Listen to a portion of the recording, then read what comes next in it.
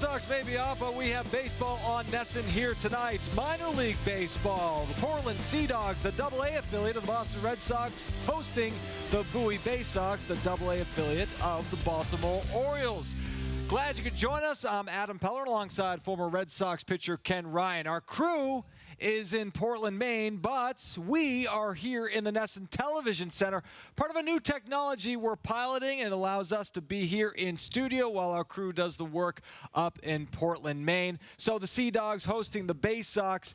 The Major League Baseball draft is tonight. All eyes will be on that, but tonight, in this game, all eyes will be on last year's #1 draft pick for the Boston Red Sox, and that's Andrew Benintendi. Yeah, Benintendi, a good young player, hit over 300 last year in A-ball. This year he started in Salem, hit 340, got promoted here to Portland. Struggling a little bit right now, but he's hitting the ball really well, and I think this is a guy who has a lot of talent, and it's just a matter of time before he puts it together. All right, let's hear from Sea Dogs manager Carlos Fablis on Andrew Benintendi. I mean, he's a complete player. I mean, he brings a lot to the table. He just has an unbelievable swing, nice and loose swing. Kind of remind me Palmeiro type of swing, very smooth. The transition has been a little tough for him. Every time you get to go to another level, especially AA,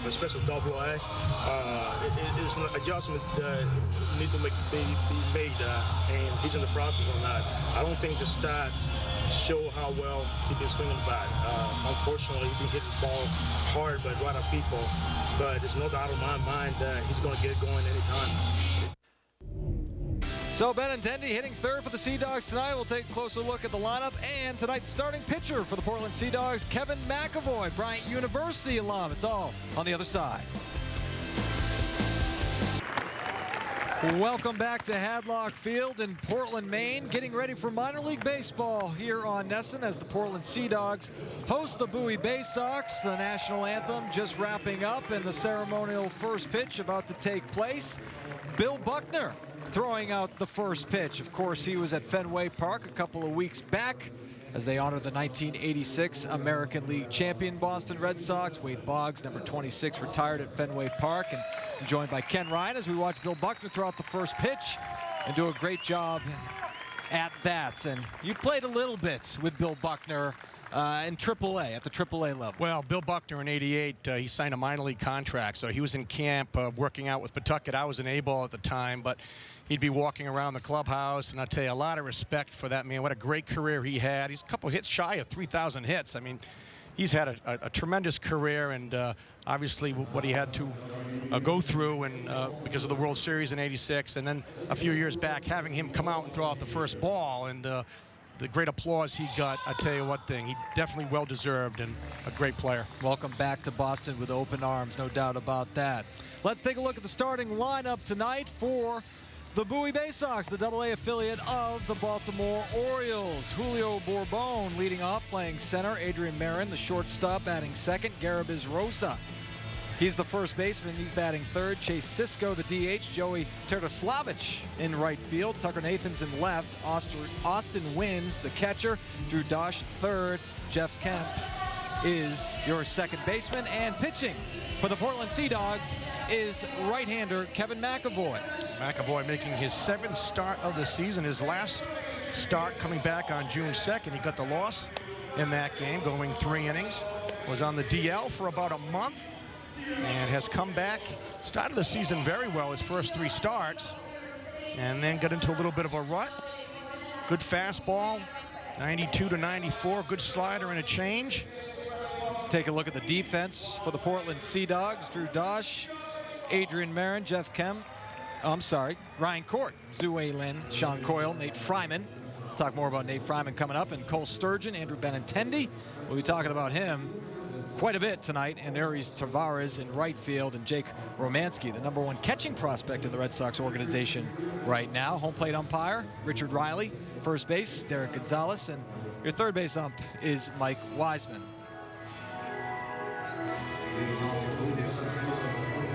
A little windy at Hadlock Field tonight. See if that plays a role in tonight's game with McAvoy on the mound. Bryant University alum, 21-6 as we Get first pitch underway here at Hadlock Field. It's a ball low.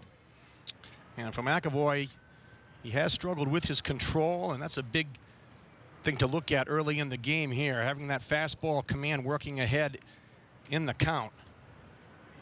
24 2/3 innings, he's walked 18. And Bourbon takes ball 2, so McAvoy falling behind quickly here to the leadoff hitter for the Bowie Bay Sox, hitting .267. He's got a home run with 11 runs batted in. And that's a called strike with the fastball. So we'll be paying attention to fastball command tonight out of Kevin McAvoy.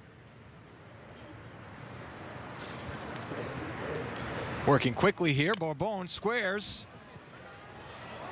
And a lack of communication, it would appear, between McAvoy and Romanski, the catcher. Yeah, the ball bunted right out in front of home plate, and I thought at first maybe Romanski might make the play, and McAvoy got there. Let's see exactly what happened here. And you see McAvoy charge it.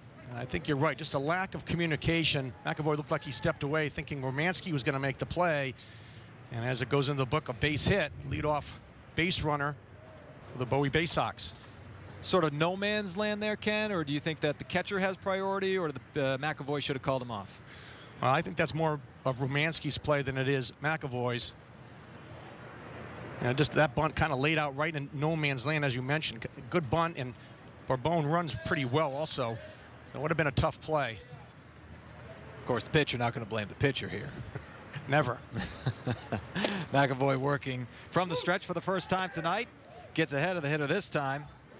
And that hitter is Adrian Marin. The Bowie Bay Sox shortstop, hitting .218 with 2 home runs and 13 runs batted in.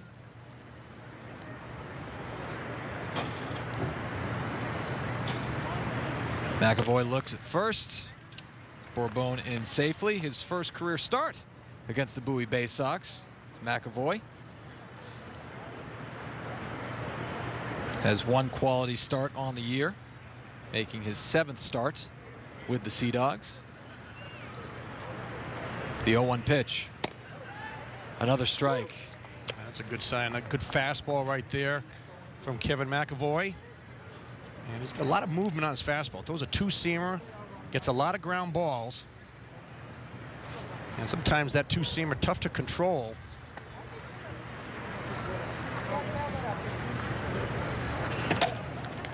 The 0-2 pitch from McAvoy.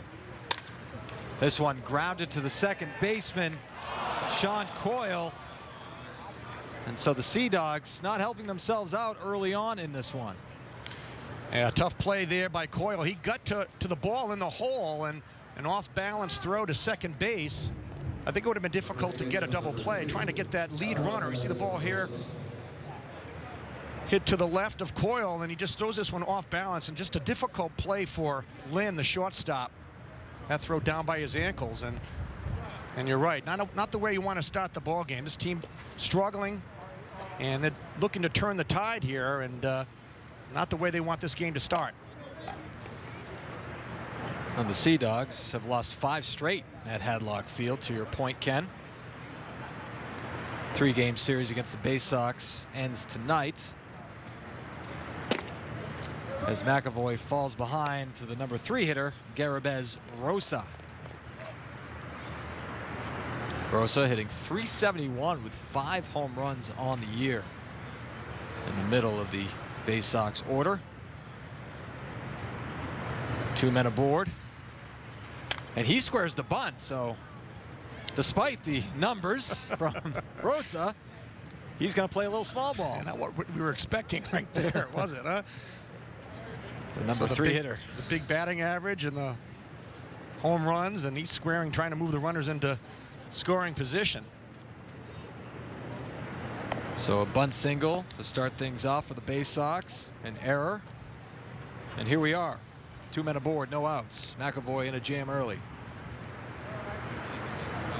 The 1-1 pitch. Breaking ball, misses outside. First breaking ball of the night from McAvoy. That one just didn't get on top of it. Kind of didn't have much of a break. Looking to get a ground ball and try to get a double play here.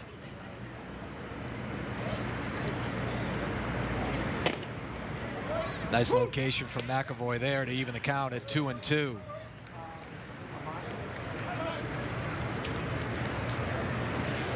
McAvoy 21-6 at Bryant University. He's 11-9 with Salem last year. As the runners go, Romanski's going to go to second base, and he gets the runner at second for the first out of the inning. Well, that was a communication right there about which runner to go for right there. Romanski right off the bat didn't even hesitate, going right to second base to get Marin at second base on the steal, a double steal. And watch Romanski didn't even look at third, going right to second, and they get the out. So 1 out in the inning now is Romanski, and this one is lined to the first baseman, broken bat. So very quickly, there are 2 outs in the inning, and it looked like McAvoy was in a tough situation, and he's 1 out away from getting out of it as we take another look. This ball hit hard at the first baseman, but no play at third. And as you mentioned, McAvoy 1 out away from getting out of this jam. And where this inning started didn't look too good, but an opportunity for him here to not give up a run. Nate Fryman making the catch, first baseman for the Sea Dogs, a Wellesley High School grad, Duke University. As McAvoy gets ahead of the hitter, 0-1.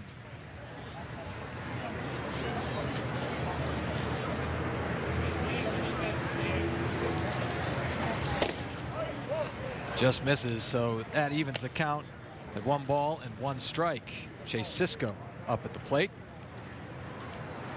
He was 2 for 4 yesterday for the Bay Sox. 2-out, 2-run single in the 5th inning, and the Bay Sox win as he fouls this one away.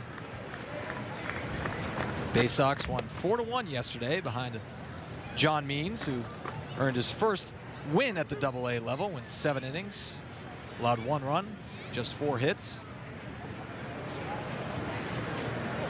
It's been a tough season for the Sea Dogs, 19-39 on the year. McAvoy delivers. Good pitch right there. You see Romanski, the catcher, wanting that pitch down, the breaking ball, and that was exactly where McAvoy put it, but good job by Cisco laying off it. Watch the location here on the breaking ball down, and that's a good 1-2 pitch. The 2-2 just misses, so Cisco works the count full. Runner on third, 2 outs in the inning.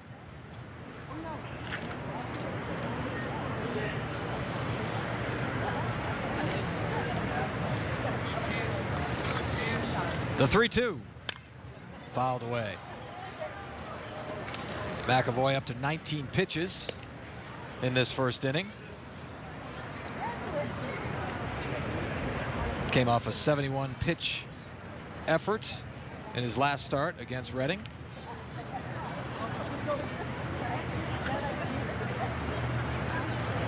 As Ken mentioned, just his 2nd start since coming off the disabled list.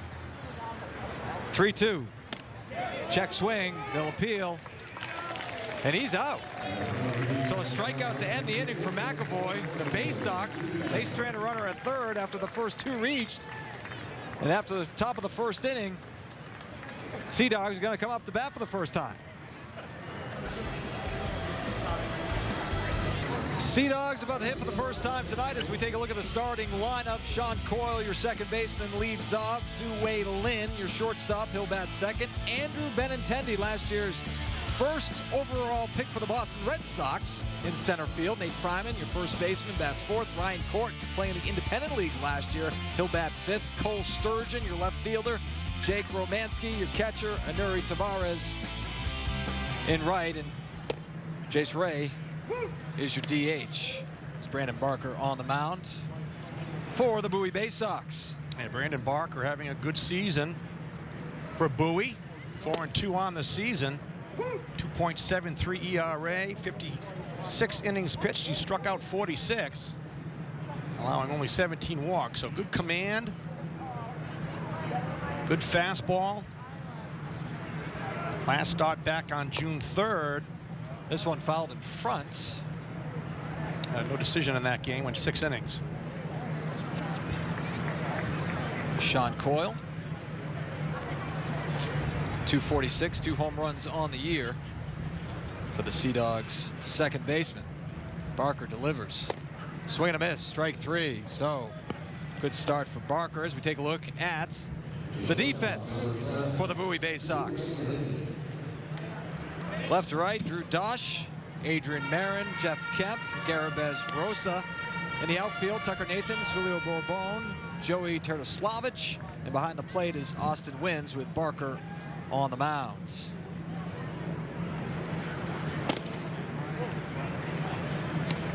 Zhu Wei Lin, the shortstop. 220 on the year. Talking to the Boston Globe's Alex Spear, who's keeping a close watch on Major League Baseball draft night, which is tonight, saying that Zhu Wei Lin is sort of projected to be a utility guy, a guy that plays pretty good defense as he lifts this one by the third base bag, and the third baseman Dosh under it for the catch. He has a good glove, plays a solid shortstop, and you can really put him anywhere in the infield and also play a little outfield for you as well.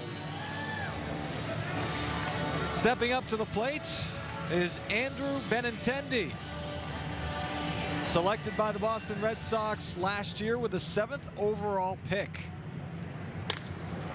First pitch swinging, lifts this one into left, so Benintendi will be retired. We'll talk much more about him as the night wears on. A quick 1-2-3 inning. The Sea Dogs go on the bottom of the first. To the top of the second we go here in Portland, Maine.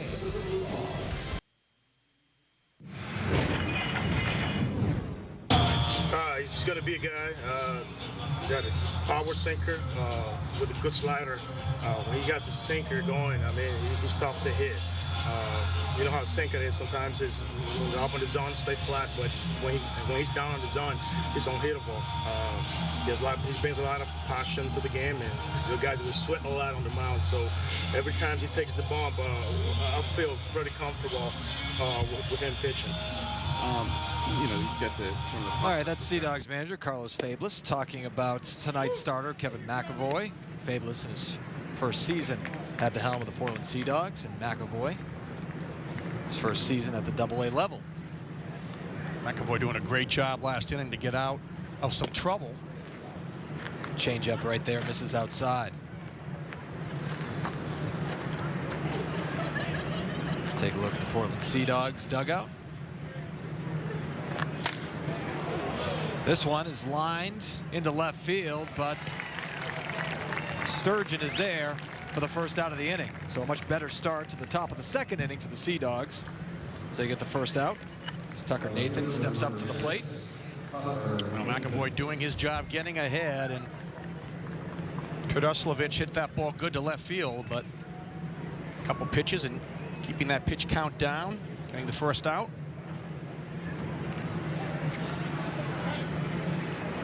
There's a look at Tucker Nathans. 261, 3 home runs on the year for the Bowie Bay Sox. First pitch swinging, misses, or fouls it away, I should say. As the manager, Carlos Fablis, mentioned, McAvoy with that power sinker. If he gets on top, he gets good sink, gets a lot of ground balls. Good example of it right there. You see that ball just sinking down at the knees. Big adjustment going from college to the pros, and then when you get to the pros and you start to move up the ranks, the fastball that you could, as he gets a second out, the fastball that you could just throw down the middle, you have to locate now, and that's part of the learning curve for a young pitcher. Absolutely, and especially at this level, because now you got hitters that can hit the ball to all fields, and they start looking for certain pitches. And from a pitching standpoint, it's all about location. And maybe low A or even in college, sometimes you can overpower the hitters, but here hitters are more seasoned, more experienced, more skilled, and it's really about just working with your catcher and hitting spots. McAvoy doing that here in the second inning. A much better start to the second inning than the first. The first two men for the Bay Sox reaching A lot of fastballs here from McAvoy as well. Not using his slider, keeping it hidden a little bit. Hopefully, you see back-to-back sliders for the first time in this game, but establishing that fastball.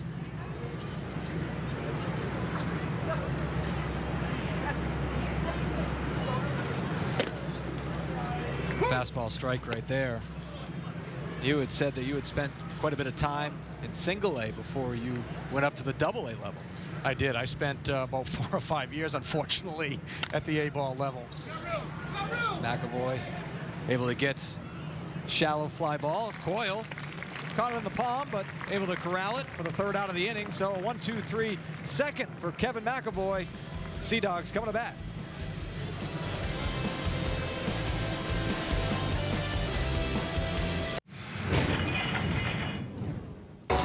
I grew up a huge Red Sox fan. Some of my best memories were going to Fenway Park when I was little with my dad and my mom and brother. I was a senior in high school in '04 when I went at my teachers. After game 3 of the ALCS, they stopped assigning homework pretty much for the rest of the run. I love the Red Sox. I've played for a bunch of different teams, but this is really special. So, I mean, obviously, with the numbers you're putting up here at Hemlock Field, you see that so that's in the game watch. Hearing him talk about growing up just outside of Boston. Grew up in Wellesley, went to Wellesley High School, went to Duke University, played in the bigs for the Oakland A's. So he grounds this one to 3rd. And a pretty cool feeling, and Ken, you'd be able to speak to that, playing for your hometown team. Of course, you grew up, you went to Seekonk High School, and you see a guy like Nate Fryman, who took him a little bit longer to get back to his hometown team, hometown organization, but he's here, and you were there as well. Absolutely, and it was a thrill for me. I signed out of high school, and as we mentioned last inning, I spent about 5 years in the minor leagues in low A ball, and really learned how to pitch at that level. And but it was a thrill for me to even get an opportunity to play for the Red Sox organization, and to pitch for the Boston Red Sox. Obviously, was a dream come true, and I'm sure Fryman will love an opportunity one day to put on that Red Sox uniform. Talked to Mike Antonellis, the great radio play-by-play voice of the Portland Sea Dogs, and talking about Fryman's presence in the clubhouse. And back when you were playing, you said it wasn't often or hardly at all that you would see a guy at the double A level who had major league experience. Once in a while, but definitely not at the low A level.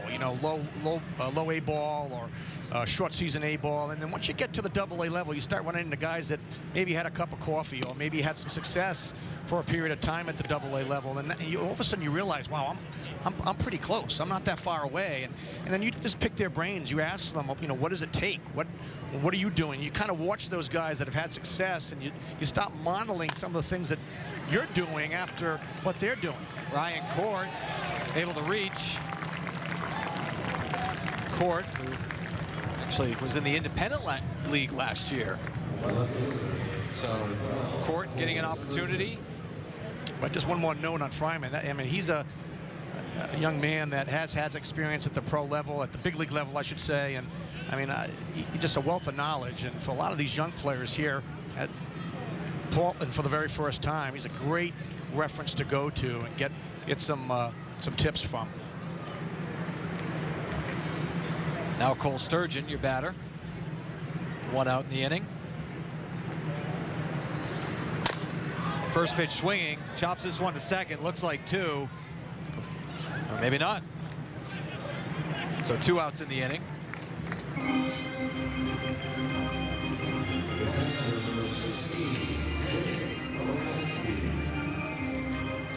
Both pitchers working very quickly. Here's the replay. Ball not hit hard enough.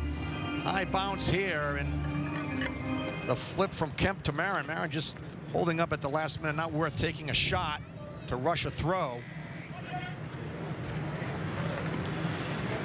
So Sturgeon on first base is. Take a look at the runner, does Brandon Barker. Another look. Why not? Jake Romanski now at the plate for the Portland Sea Dogs.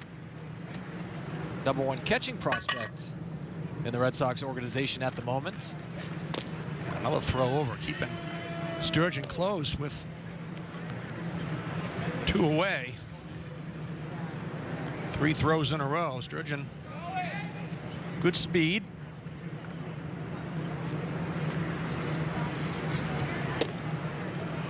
Mentioned Romanski, the #1 catching prospect in the Red Sox organization at the moment. Of course, we've seen a couple of catching prospects over the last couple of seasons in Boston. Christian Vasquez and Blake Swihart. Vasquez starting behind the plate. Swihart, now a left fielder and also on the disabled list with an ankle injury. I just love watching Vasquez behind the plate. I mean, he just has a good feel for the game and really works well with his pitchers. And a young player, just you see how hard he works back there, trying to keep the hitter off balance. And another throw over here by Barker. Sturgeon, that uniform getting pretty dirty with all those dives back to the bag.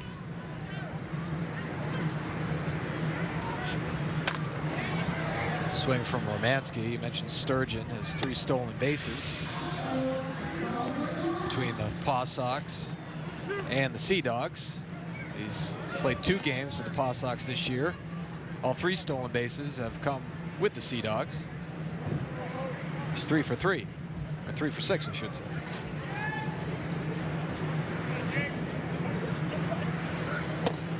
Breaking ball misses from Barker. A nice job by Romanski laying off that pitch. That 1-1 fastball, he was frustrated. I think that was a pitch that he really felt like he could have handled, but fouled it off and fell behind 1 and 2, but able to lay off that and try to get into a hitting count here. 2 balls and 2 strikes. Grounds this one to third base. Dosh for the final out of the inning. So we are through 2 innings here in Portland, Maine. Still no score. Bad Hadlock Field and running right into the ground. That's okay. Get back up. Good stuff. Top Gun Night coming up on June 11th. The Sea Dogs will honor the 30th anniversary of the movie Top Gun with Top Gun Night at the ballpark. The team will wear specially designed Top Gun flight suit jerseys that will be auctioned off to benefit Peace greeters. For tickets and more information, visit seadogs.com. Those are pretty cool. I like that. It's taking me back. Kelly McGinnis, Tom Cruise, Anthony Edwards as Goose. Yeah, that's right. Val Kilmer. Some good stuff. 30 years. Wow. Do you remember the song that they were singing in the bar the first time Tom Cruise met Kelly McGillis? Ooh. You've lost that love and feeling. Nice. I like it. I like it. Ken Ryan celebrating how many years? Oh, we've got my high school reunion this year, my 30th. 30th. And will that be a Top Gun themed reunion? It could be. I'm thinking more like Berlin with Take My Breath Away from Berlin. This one is lifted into right field, but Tavares, no problems there for the first out of the inning. Well, McAvoy really settling down here, retiring the last 5 in a row, and that last pitch looked like a changeup with Dosh way out in front. So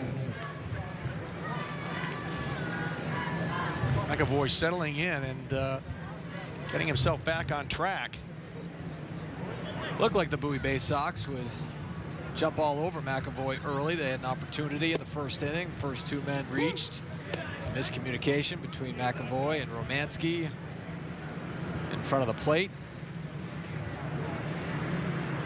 And then an error. But Romanski throwing out a base runner. And then a line out to first. And McAvoy able to get out of the inning after that. The 1-1. This is with a breaking pitch.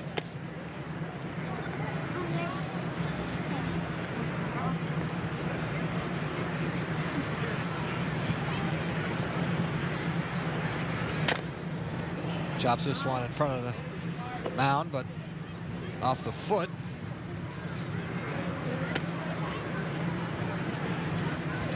Jeff Kemp.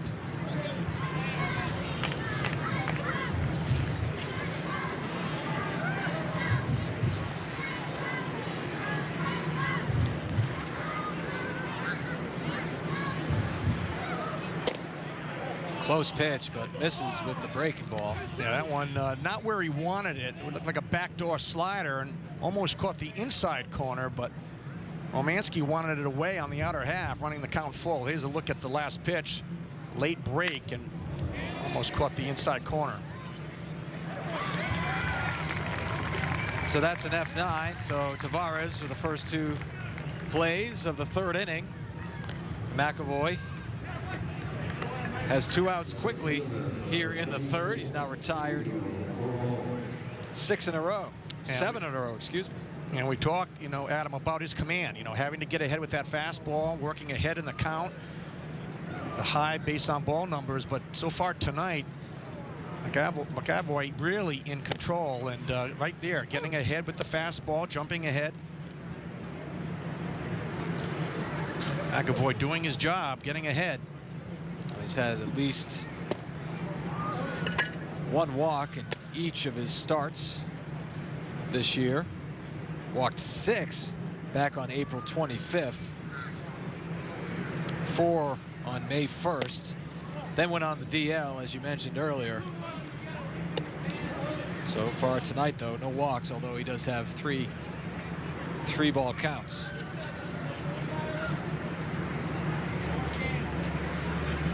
The 2-1.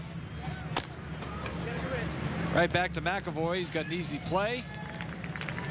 Another 1-2-3 inning for the Sea Dogs starter. Dogs trying to get the offense going here in the bottom of the 3rd. Hello, sports fans. Tonight, following the Sea Dogs game on NESN Sports Today, we hear from the Red Sox Director of Scouting following day 1 of the MLB Draft. Plus, a profile of Boston College's top prospect, Justin Dunn. That and more tonight on NESN Sports Today, brought to you by People's United Bank. See what know-how can do.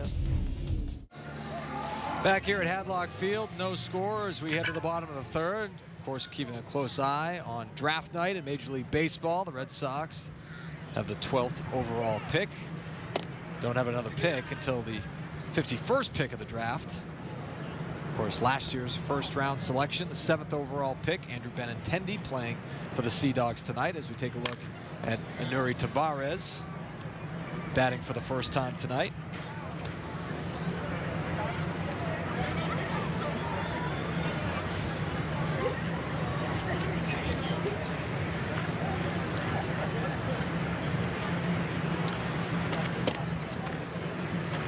Tavares takes a strike. Barker doing his job on the hill for Bowie. That's a good fastball right there, down and away. Good movement.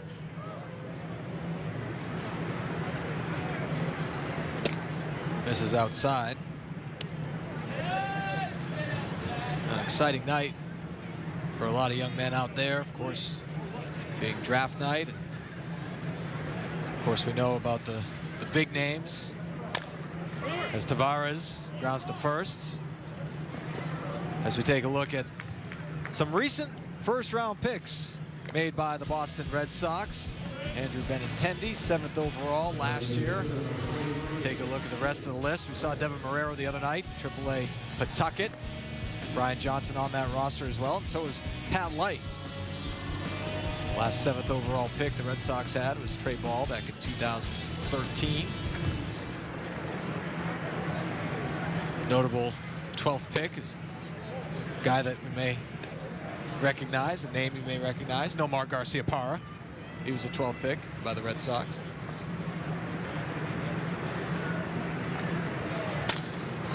Sean Coyle lifts this one into left field. But Nathans is there for the 2nd out. Excuse me, Jace Ray. Jace Ray with the fly ball to left. And always a thrill for players on draft night. They're sitting there waiting for the call, and a dream come true for so many of them. All the hard work you put in at the high school or the collegiate level, and getting an opportunity to do something that you love and get paid for it. And that's what it's all about.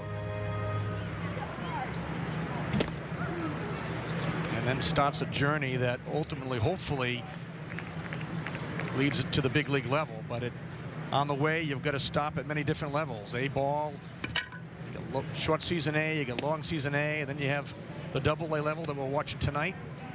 And then you've got triple A, and you got to produce at every level and prove yourself. And sometimes it's a long journey, but a trip well worth it, worth making. You signed right out of high school. I signed right out of high school. I was on my way to the University of Maine, and then last moment I had an opportunity to sign with the Sox. And as a young player right out of high school, the opportunity to play for the Red Sox was something that I really couldn't turn down. And I signed and ended up spending 5.5 years at the A-ball level, learning how to, really developing my skills. But it took a while for me to finally put it together, but it finally did happen. Well, nothing happening for the Sea Dogs here at the bottom of the third inning. Another good inning from Brandon Barker. We go to the top of the fourth. Still no score.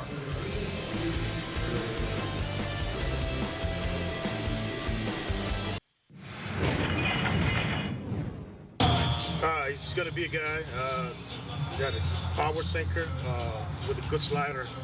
When he got the sinker going, I mean, he's tough to hit. You know how a sinker is. Sometimes it's up in the zone, stay flat, but when he's down on the zone, it's unhittable. He brings a lot of passion to the game, and the guys will sweat a lot on the mound. So every time he takes the bump, I feel pretty comfortable with him pitching. You've got the. Well, should be comfortable right now as McAvoy gets ahead. He's retired 8 in a row, and again, after a bumpy first inning, and again, they didn't hit the ball hard, but still a situation where McAvoy had to get himself out of a jam, and he was able to do so. He has. Well, now he's got the second time around the lineup here now. This is the second hitter in the lineup, so he's got 2, 3, 4 here, and the hitter's getting a good look at him the first time around. Let's see how things work here. Jumping ahead, though, it's a good sign. Well, nice try by Zue Lin, but he can't come up with it, so first runner since the first inning to reach for the Bay Sox. Yeah, second hit of the game for Bowie. And the first pitch by Marin, he hit that one really hard down the left field line.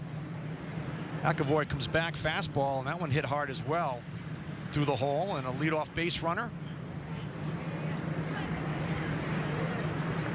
Now Garabez Rosa up at the plate. He came to the plate with 2 men aboard, and then the double steal. Romansky able to gun down the runner at second. And Rosa lined out to first, but not before squaring to bunt, despite the fact that he's hitting .371, 5 home runs. Yeah, that surprised everybody. You see the big numbers there, 368, the 5 homers and the RBIs. That was at first and second. He squared in that first inning, kind of surprised everybody. But he can swing the bat, swinging it hot right now. McAvoy looking to get a ground ball, try to get a double play here. Looks at the runner Marin at first.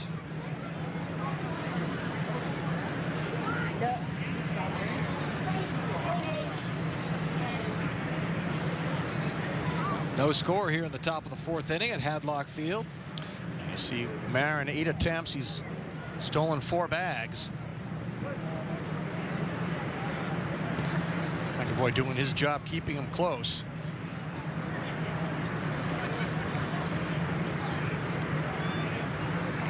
A throw over that one, even a little bit closer.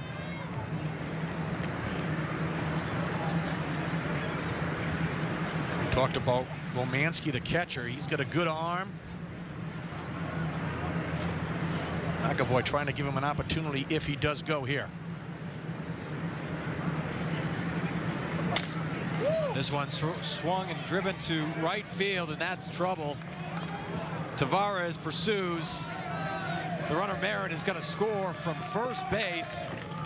Rosa with a stand-up double, and the Bay Sox take a 1-0 lead. Yeah, nice job of hitting by Rosa. Not a bad pitch by McAvoy. Slider down and away, but Rosa doesn't try to do too much with it. He just stays with it. Ball down, and he just keeps his head down on it and drives it into the right center field gap.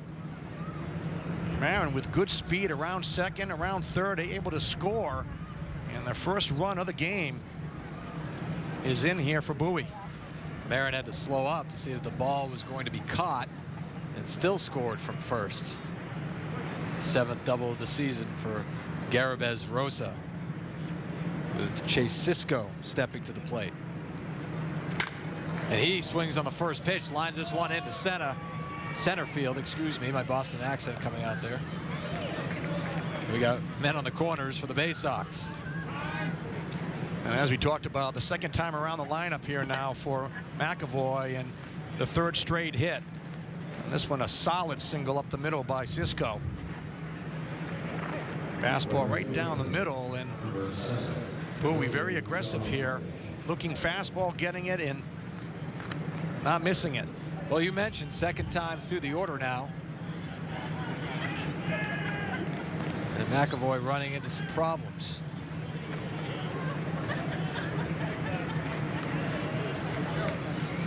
Runners at the corners here with nobody out. Must be one of the things that you learned as you ascend through the ranks.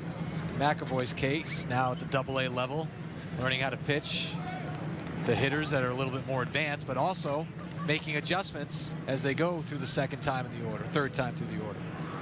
Well, you know, sometimes you just got to mix it up a little bit. Again, here he's falling behind 2-0. Try to limit the damage, right? You've given up a run, you got no outs here. Chances are you're going to give up another run, but maybe you can get a ground ball here, make a good pitch, and limit the damage. But right here, McAvoy falling behind and giving Terdoslavich an opportunity to get a good pitch to hit. Don't want to fall behind 3-0, so you know Terdoslavich. I've had a hard one with that time with that too. Yeah. I believe it's Terdoslavich. McAvoy hoping to calm the first out on the 4th. 4th round selection for the Boston Red Sox was McAvoy back in 2014. 2nd start since being activated from the DL.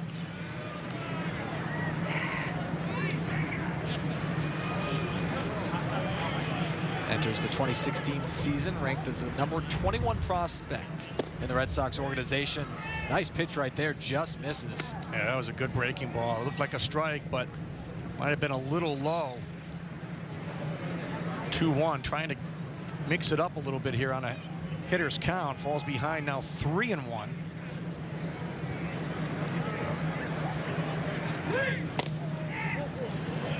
So McAvoy issues his first walk of the evening. Walks have been a problem for him this year. In the first 4 men of reach for the Bay Sox here in the 4th inning, they have 1 run on the board. Well, bases loaded, nobody out here. And a trip here by the pitching coach, Kevin Walker, who's going to just try to give McAvoy an opportunity to catch his breath and just refocus him here. Throwing the ball good. I mean, this inning here, he's running into some problems. Not really throwing the ball bad. And again, an opportunity to get a ground ball. You get 2 outs. Just a 1-run ball game at this point, but you don't want to keep falling behind and give these Bowie hitters good pitches to look at. McAvoy retired 8 men in a row going into the top of the 4th inning. 2nd time through the order. Bay Sox have been more aggressive, swinging at the first pitch, and it's paid off. So now we have a bases loaded situation here in the 4th inning. You see the corners are in here. Second baseman, shortstop, going to look for the double play. Another first pitch swing. Yeah, that's a good pitch right there by McAvoy. That time starting off with a changeup, and you see Nathan's way out in front. See the corners there in, and they're going to play for the double play ball up the middle. So McAvoy picking up on the fact that the Bay Sox aggressive here in the 4th inning, throwing a changeup and a good one at that. The 0-1 pitch. Another swing lifted into shallow right field. Tavares charging, but it's Coyle who's under it. So the Sea Dogs get the first out of the inning. And now you have a situation where a double play ball gets you out of a bases loaded jam. Well, that was a good job of just mixing it up a little bit. We've seen a lot of fastballs from McAvoy here in this ball game, not really starting off hitters with anything other than a fastball. That time the changeup, that got Nathan's off balance, and then he got the pop-up here in the infield. So, like you mentioned, Adam, here's the pitch, fastball out and down and away, and you know the job of a pitcher is to keep a hitter off balance, and a first pitch changeup for a strike definitely did that on that at bat. Now the catcher Austin Wynns staying away, misses away, 1-0.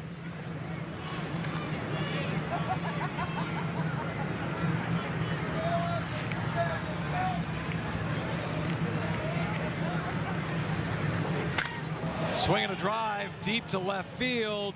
This one is going to catch the main monster, and that's going to score a pair. And so a big hit from Austin Wynns. And the Bay Sox take a 3-0 lead here in the top of the 4th inning. Yeah, nice swing by Wynns off that fastball as well. Didn't try to do too much. Fastball, middle in, and he got the head of the bat out, and he drove it right off the main monster in left field. 2 runs in, and just like that, 3-0 Bowie. Good job there by Sturgeon to get the ball in and keep the double play in order, but damage done here in the 4th inning as they've sent 6 hitters to the plate, and they've scored 3 runs. Pitch number 60 of the outing for Kevin McAvoy here in the 4th inning. And again, he was cruising after that first inning, got into a little bit of a jam, able to get out of it, then retire the next 8 batters going into the 4th inning. But the Bay Sox putting 3 up on the board and looking for more.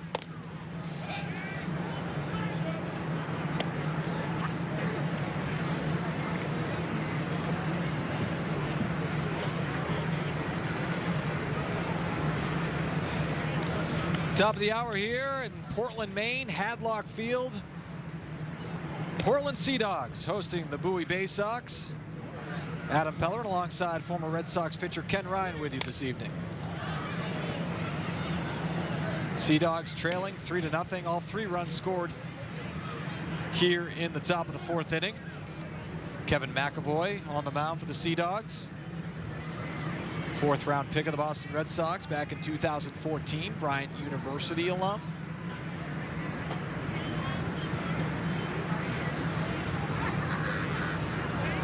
Trying to get out of trouble here. Dosh lifts this one into left field.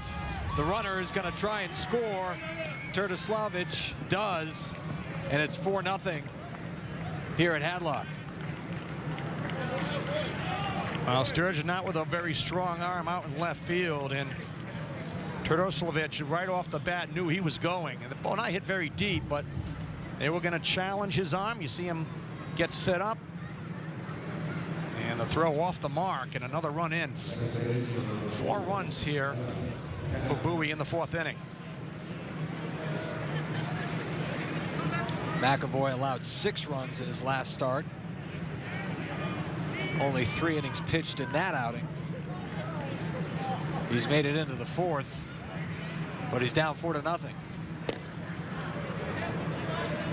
Jeff Kemp at the plate. The next pitch for McAvoy will be his 20th of the inning and his 65th overall. Just misses the outside corner there.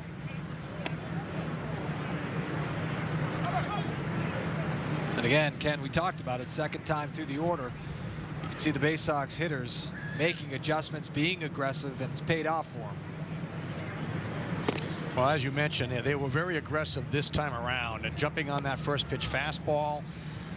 Marin, Rosa, and Cisco all singling, I should say getting hits, a single, a double, and a single that really started this inning off the way the Bowie wanted it to start off. Just very aggressive.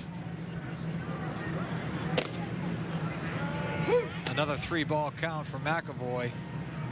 3-0, delivers the strike. 2 outs here in the inning.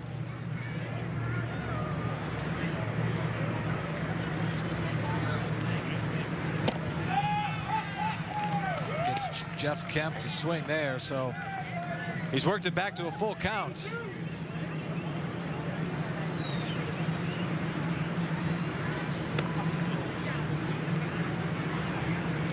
Would love to get Kemp before going back to the top of the order. Yeah, that's a great point right here. This is a big part of the game for McAvoy, trying to really work hard here on the 9th hitter. Turn that lineup around. You really want to get him here. You want to make a quality pitch, 3-2.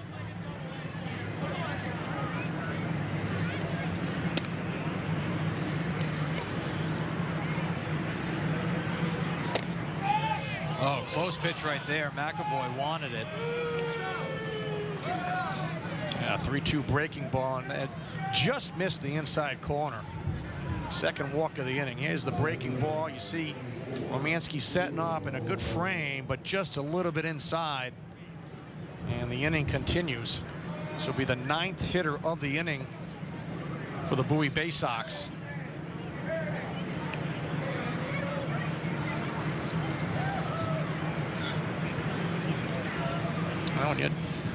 Around the plate, you're going to get that call when you're working from behind. It's a close pitch. It's not going to always go your way. Now it's Julio Bourbon, the leadoff hitter. Reached on a bunt single in the first inning.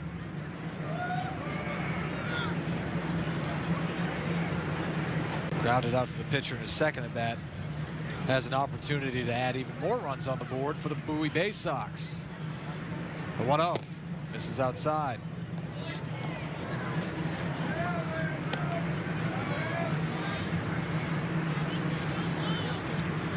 That's a good trip there by Romanski. He needs to really settle down McAvoy here and let him know that, look, let's get a good pitch here. Let's work hard. Let's get out of this inning right here. It's been a long inning. It's been frustrating, but it's when you got to step off and you got to just refocus and do everything you can to make a quality pitch. The 2-0.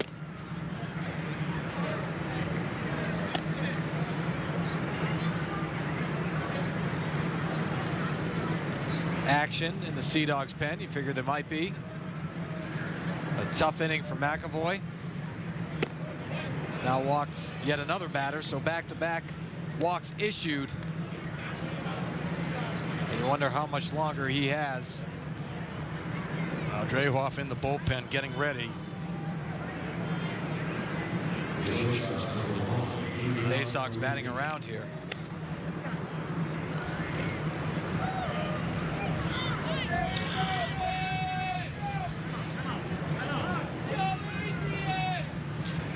Marin led this whole inning off with that base hit between short and third, and that might be it here for McAvoy. Carlos Fablis coming out to the mound. He's going to make the pitching change here at Hadlock Field. Tough 4th inning for Kevin McAvoy. Allowed 4 runs. We're coming back to Hadlock after this with a new pitcher on the mound.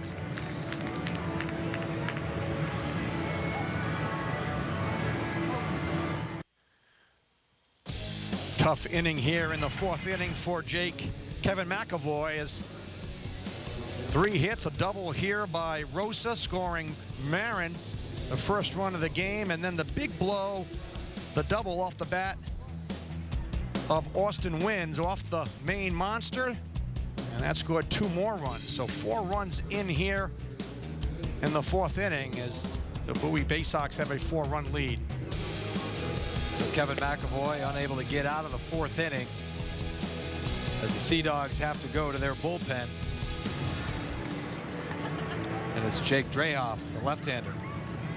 Drehoff making his 4th appearance for Portland. Just 4 2/3 innings pitched. He's given up 6 hits. And He's got a bases loaded situation, trying to get out of this very tough fourth inning. And a tough outing for Kevin McAvoy, who again was on the DL.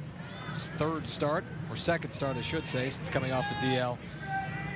Went 3 innings, allowed 6 earned runs his last time out. This time he does get into the 4th inning, but goes 3 2/3 and is responsible for runners on base here. He's already allowed 4.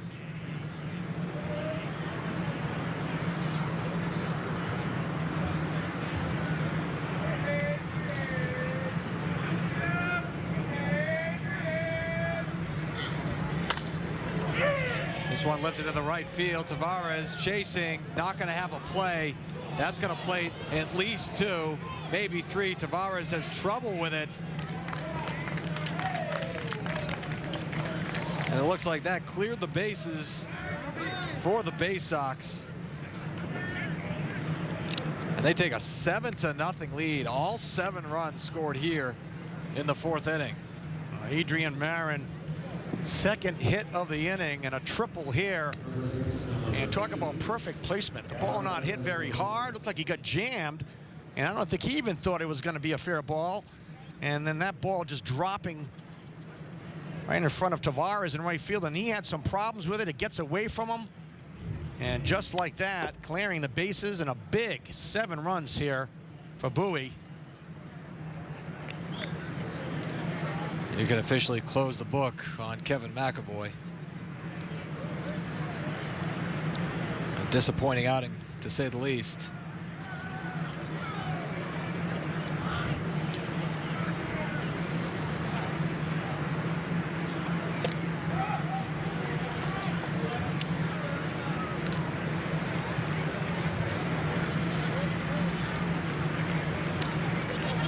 So Jake Drehoff trying to get out of any further damage.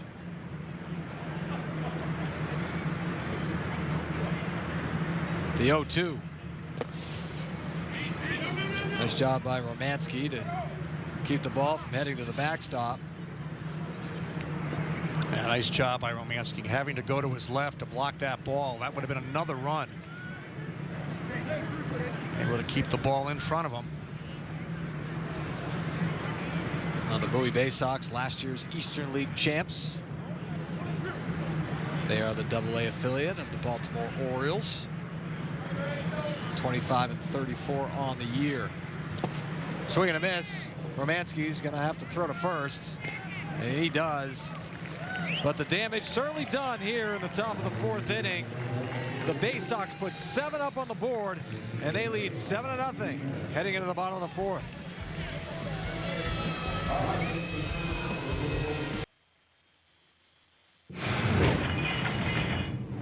Player. I mean, he's a complete player. I mean, he brings a lot to the table. He just has an unbelievable swing, nice and loose swing. Kind of remind me Palmeiro type of swing, very smooth. The transition has been a little tough for him. Every time you get to go to another level, especially up, especially AA, it's an adjustment that need to be made, and he's in the process on that. I don't think the stats show how well he's been swinging the bat. Unfortunately, he's been hitting the ball hard by right at people, but it's no doubt in my mind that he's going to get going anytime.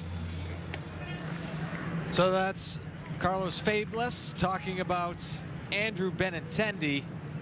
His first taste at the AA level. He was called up back on May 16th. That's a pretty lofty comparison, Rafael Palmeiro. You watch his swing, though, in batting practice, and it's so smooth. It's balanced, and it looks like he's not even trying to swing hard, and yet the ball just explodes off his bat. And you look at his numbers that he had in Salem this year. He hit 341 in Salem with a home run and 32 RBIs, and just has a lot of ability, hits to all fields, and that's a pretty good comparison. You're talking about Rafael Palmeiro, one of the great hitters in baseball history, and Lynn strikes out. Get a look at Benintendi here as he steps up for the plate for a second at bat. You mentioned Andrew Benintendi had 11 home runs at the single-A level. Drafted 7th overall by the Boston Red Sox in last year's draft. 2006 Major League Baseball draft is tonight. The Sox have the 12th overall pick. Tonight on NESN Sports Today, Alex Spear of the Boston Globe will be in-house talking about the Sox selection and what it means for the club moving forward.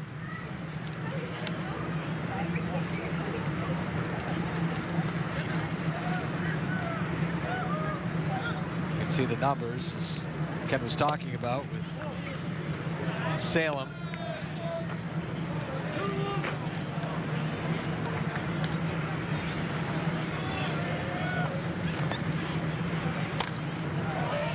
Benintendi drops down to one knee. Fouls this one out of play. Benintendi played at the University of Arkansas. Won the Dick Hauser Trophy as the top Division I baseball player in the country. The Golden Spikes Award is the nation's top amateur player. He was actually drafted by the Cincinnati Reds out of high school. Didn't sign, opted to go to school, which is something, Ken, that you sort of encourage with players nowadays. Oh, absolutely. It's so tough for, players out of high school. I mean, the college gives you that opportunity to kind of get some seasoning and play at a higher level. And if you're signing out of high school, you're really going to be spectacular and mature as well. At 17 or 18 coming out of high school, but the college level just helps those younger players. Good at bat there too by Benintendi as he fouled off some tough pitches and hits a base on balls, and that's what you want to do at this level. Work the count, foul off those tough pitches, and make the pitcher work. And that's a quality at bat right there as he takes first base. So Benintendi aboard as Nate Fryman steps to the plate. We were talking about Fryman earlier, signed with the Red Sox earlier this year. Wellesley high school grad, went to Duke, signed back on May 10th with the Sox.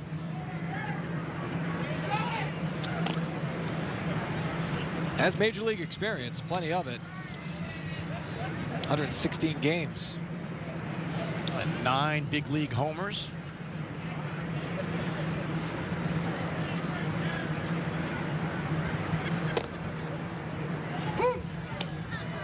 Fryman hit a home run last night in the Sea Dogs' loss. He has 4 in a relatively short amount of time.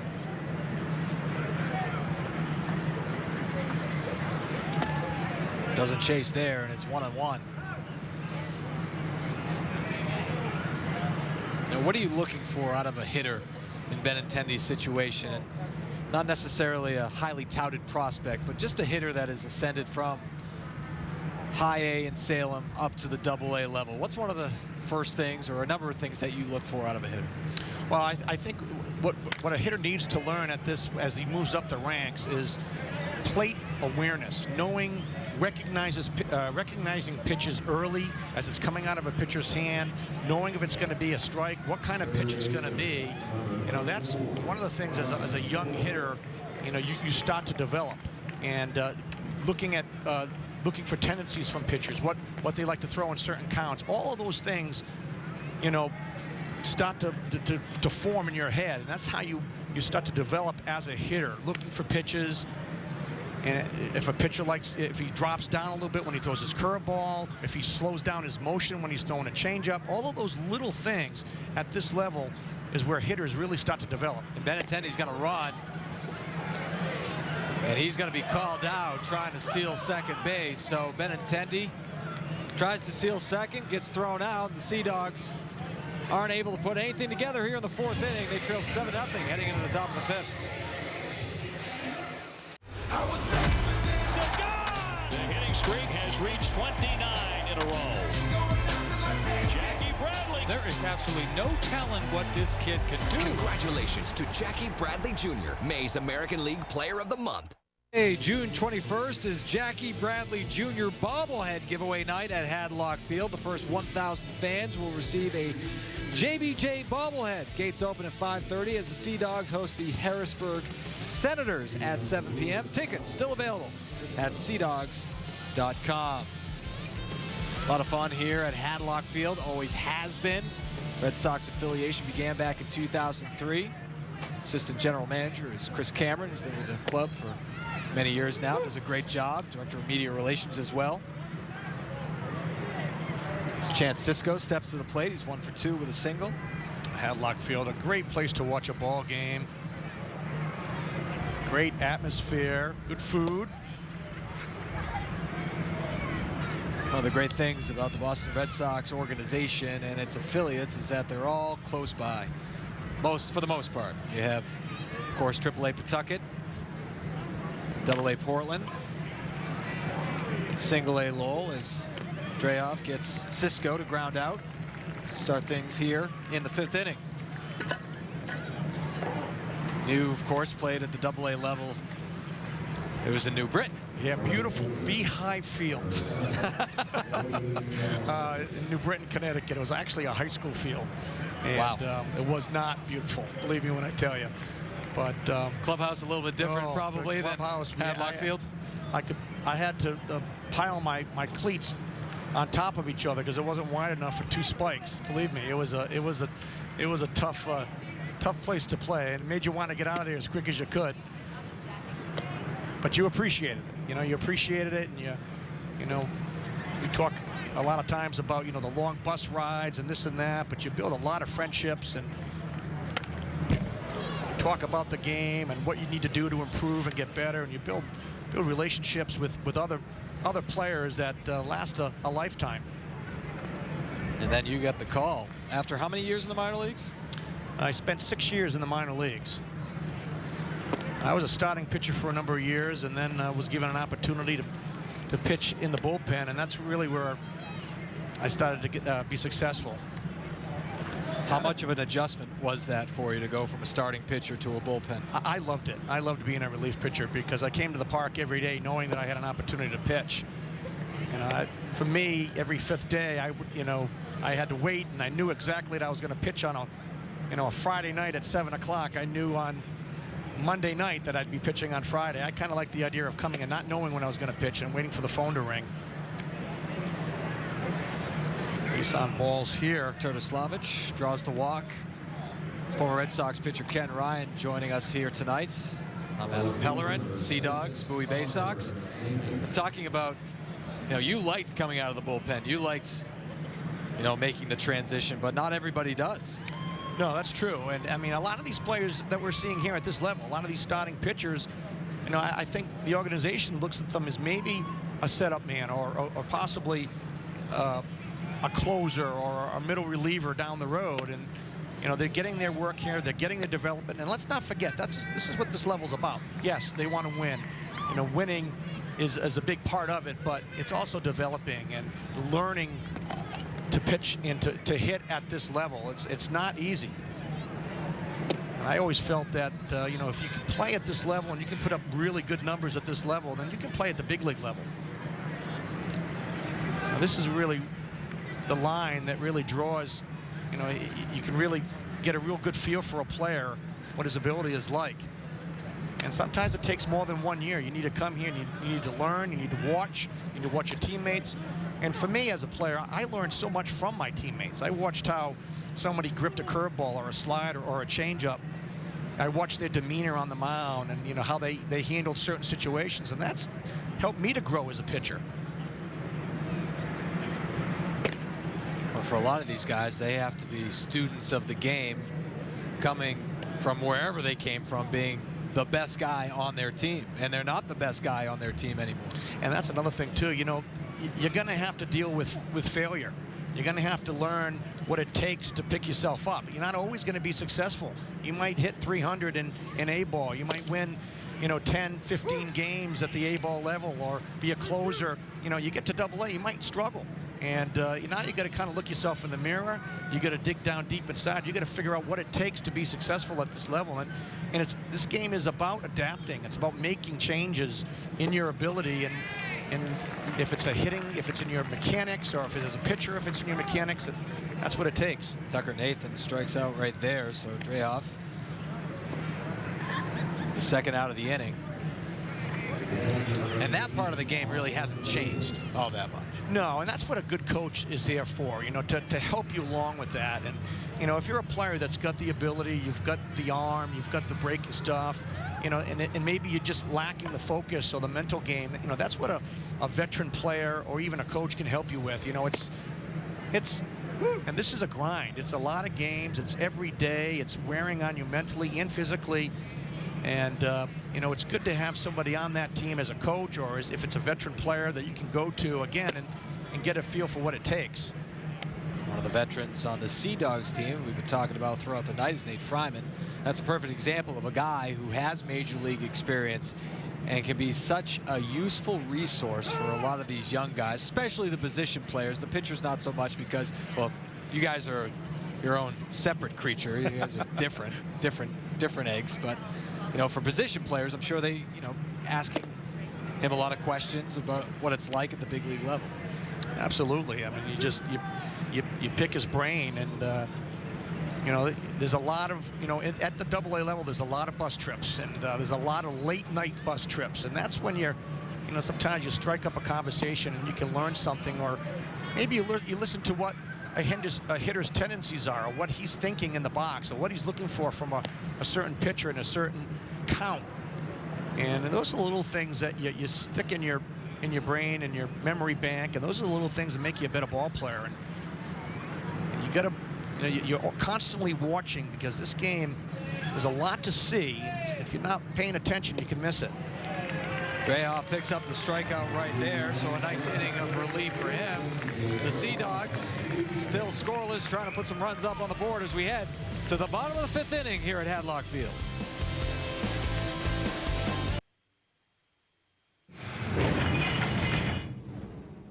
Once you get to the big leagues, it's about winning, and you have to be able to help the big league team win. And if you can do that in the minor leagues, once you get there, you know how winning looks like and feel like. So it is hard sometimes not being able to play the way we were expecting to be playing, especially our club right now. But to put it, you know, they are working hard. They put in their time, and there's no doubt in our mind that our team will turn around anytime soon. Great. Perfect. So that's Sea Dogs manager Carlos Fablis here at the bottom of the 5th inning at Hadlock Field. Sea Dogs trailing 7-0. But before the break, you know, Ken, you were talking about just that. You know, learning. You know, it's not all about winning. Even though you want to win, it's not all about winning. It's about development at this level.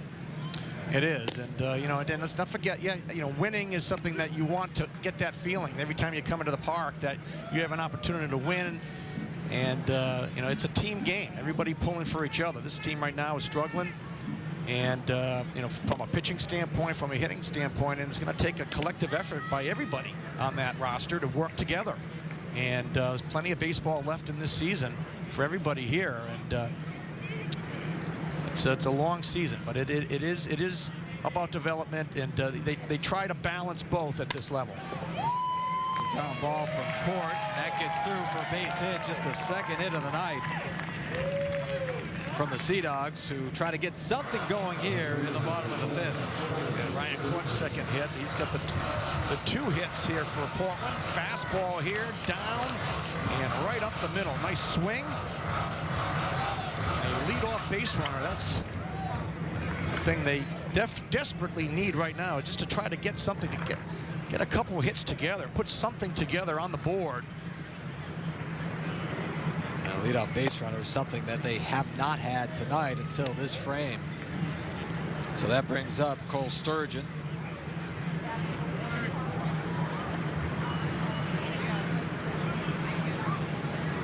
Draft night in Major League Baseball. The Red Sox with the 12th pick.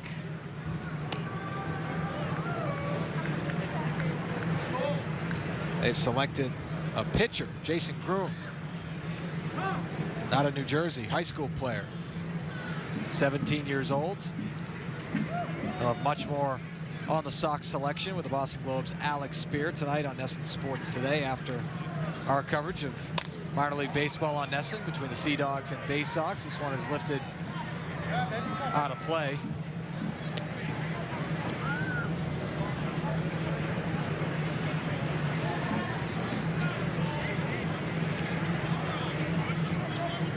Souvenir for a lucky fan.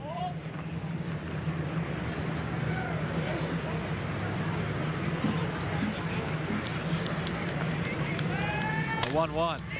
Sturgeon. Barker with a nice job to knock it down to get Sturgeon at first as Court moves up to second base with 1 out in the inning. And the ball hit pretty hard off the bat of Cole Sturgeon, but a nice job of defending his position. You see Barker right there. Could have let it go. Might have been a routine double play ball, but it might have been actually a break there for Portland, allowing Court to move up to second base. So that brings up the catcher, Jake Romanski. Got to give credit here to Brandon Barker, starting pitcher for Bowie. He has really pitched a good game up to this point, working ahead, giving up only the 2 singles to Ryan Court as he works here in the 5th inning.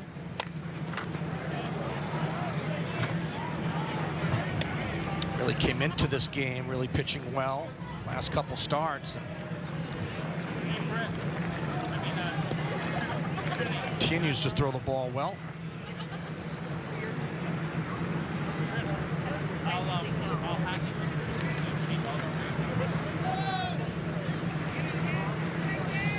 Barker with his 61st pitch of the outing. Misses for ball 2. Hadlock Field, we've been talking about it. Portland, Maine in general. I lived up there for a few years. Ken, I know you've been up there quite a bit. It's just a great city. Hadlock Field, a great place to watch a ball game. Once the summer months come, it's hard to find a seat as Jake Romanski finds the main monster, and that's going to score the first run of the ball game for the Portland Sea Dogs. Romanski with an RBI double. It's 7-1. Well, finally, something to cheer about here in Portland is Jake Romanski. He really gives this ball a ride. Sounded great coming off the bat. Short hops the left center field wall. 8th double of the season for Romanski, and Portland on the board. Fastball, inner half, and a beautiful swing by Romanski. Court coming in with the first run for Portland. So the Sea Dogs with their first run of the game. They got their second hit of the game as Ryan Court led off with a single. And Romanski with the first extra base hit and RBI of the game for Portland as Anuri Tavares steps to the plate. As I was saying, the Hadlock Field, great place to watch a game, and when school lets out, summer months start to get here, you'll see a lot more people in the stands. It's a cold night here at Hadlock Field, a little windy, but it's a lot of fun. It's a beautiful place, and we talked about it earlier. It really is. It's a great atmosphere, and it's a great place to come as a fan. It's a great place to play if you're a player. Portland's a great city. They love their Sea Dogs. They've hosted high school state tournaments at Hadlock Field.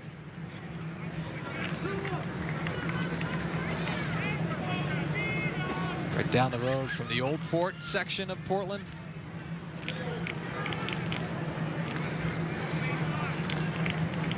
There's a restaurant or two there as well.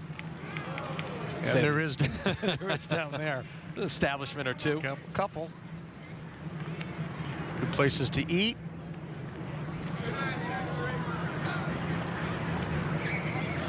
Tavares trying to keep this inning going here, trying to claw back into this game.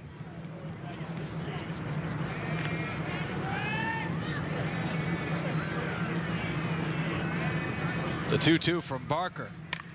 This one is driven deep to right field, but foul, as you can tell by the crowd reaction. He had a great swing on that pitch, and that would look like an off-speed, looked like a changeup that Tavares was way out in front of, but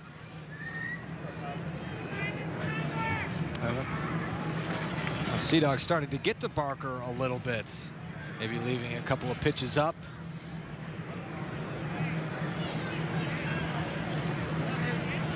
Possibly an opportunity for Portland to get back into the ball game here. Still early.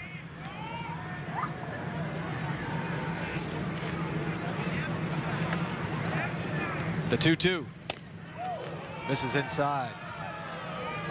Tried to run that two-seam fastball on the inner half and let it come back on the inside part of the plate, but that one did not come back in and runs the count full now.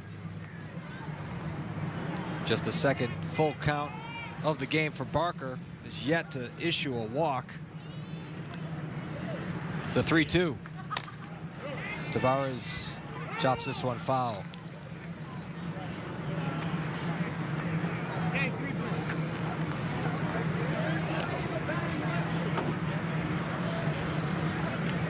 Good at bat here from Anuri Tavares.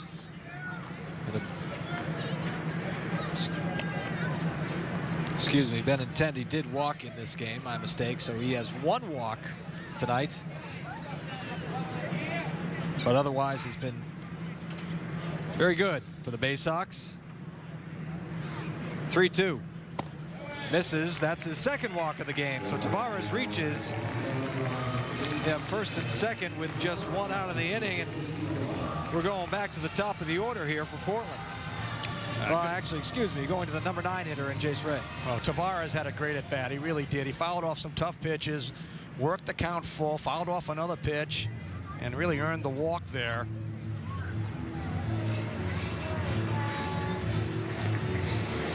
Alan Mills.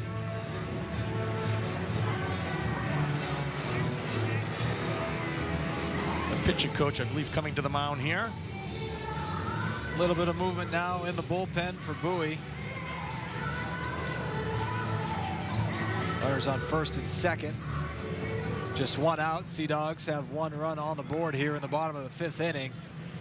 The Bay Sox doing all of their damage off of starter Kevin McAvoy in the 4th inning, putting a 7th spot up on the board. And that brings us to this point. Oh, Barker really in control entering the 5th inning, but the leadoff hit by Court. Ormansky, the big double. That scored the first run of the game for the Portland Sea Dogs, and a chance here for Ray to keep the inning going. Only one out.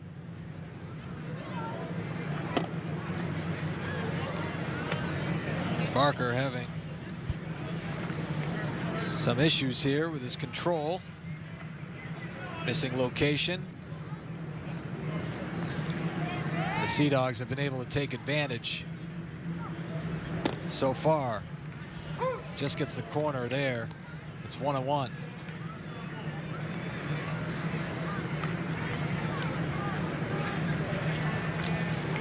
Barker was actually brought over from the Braves organization as part of the trade that sent reliever Brian Mattis to Atlanta. Left-handed reliever for the Orioles, now with the Braves.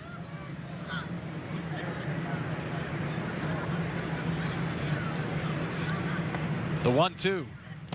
Swing and a miss. Big strikeout there for Barker as Ray goes down swinging for the 2nd out of the inning. Wynn's wanting that breaking ball down. You see him pointing to the ground right there, and that's exactly where Barker puts a nice pitch there as he picks up the strikeout on Ray for the 2nd out of the inning.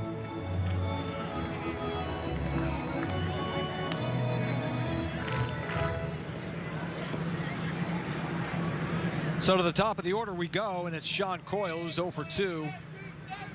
Struck out in the first. A pop out is 2nd at bat. Looking to get something done with 2 outs here in the bottom of the 5th inning, lays off the breaking pitch, which misses outside. Yeah, nice job by Wins, the catcher, going to his right, able to keep that ball in front of him.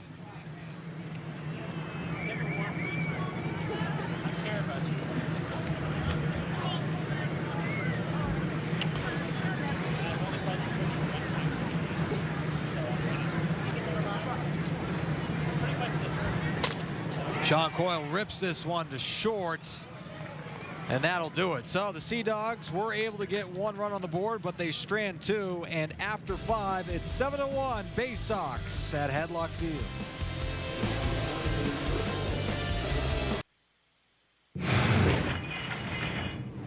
Something he said the other day was to the guys is, whatever you do in the minor leagues, you know, all the minor league spread and all the hard work you guys put in, just to get to the big leagues for a day, it's worth it. Just keep working hard. You guys are going to get there, and forget about the numbers. Numbers will be there at the end if you play for the team first. And that's what he brings to the table, a guy that everybody will listen to, because he's one of the nicest guys on earth. I mean, he cares about everybody. Like I said, he's an unbelievable guy. And finally, you know, Sea Dogs manager Carlos Fablis talking about Nate Fryman, the 29-year-old who signed with the Red Sox organization back in May. Drew Dosh flies out to left, starts things here in the top of the 6th inning. And, you know, not only for the players, Ken, but, you know, for Fablis, who, you know, is trying to, you know, develop these young guys, and to have another voice in that clubhouse that's been there at the major league level is big. Absolutely. And, you know, as a coach, you know, you can say, and what you say means a lot, and a lot of players are going to hear it, and they're going to use it. But when it comes from one of your teammates, and when it comes from somebody that's actually that you're playing with every day, that you're sweating with, that you're out there taking at bats with, and, you know, it goes a long way. But Carlos Fablis is a fantastic coach. He's been around the game for a long time, a fantastic shortstop with the Royals organization when he was there, and he has a wealth of knowledge, and you know, he brings that here to Portland. But you know, like I talked about, as a player, you're always learning, and if you can get a little bit from a player that's been around a little bit, it's going to make you a better player. Kemp to right field, that'll drop. Tavares chases, and Kemp is going to have a double.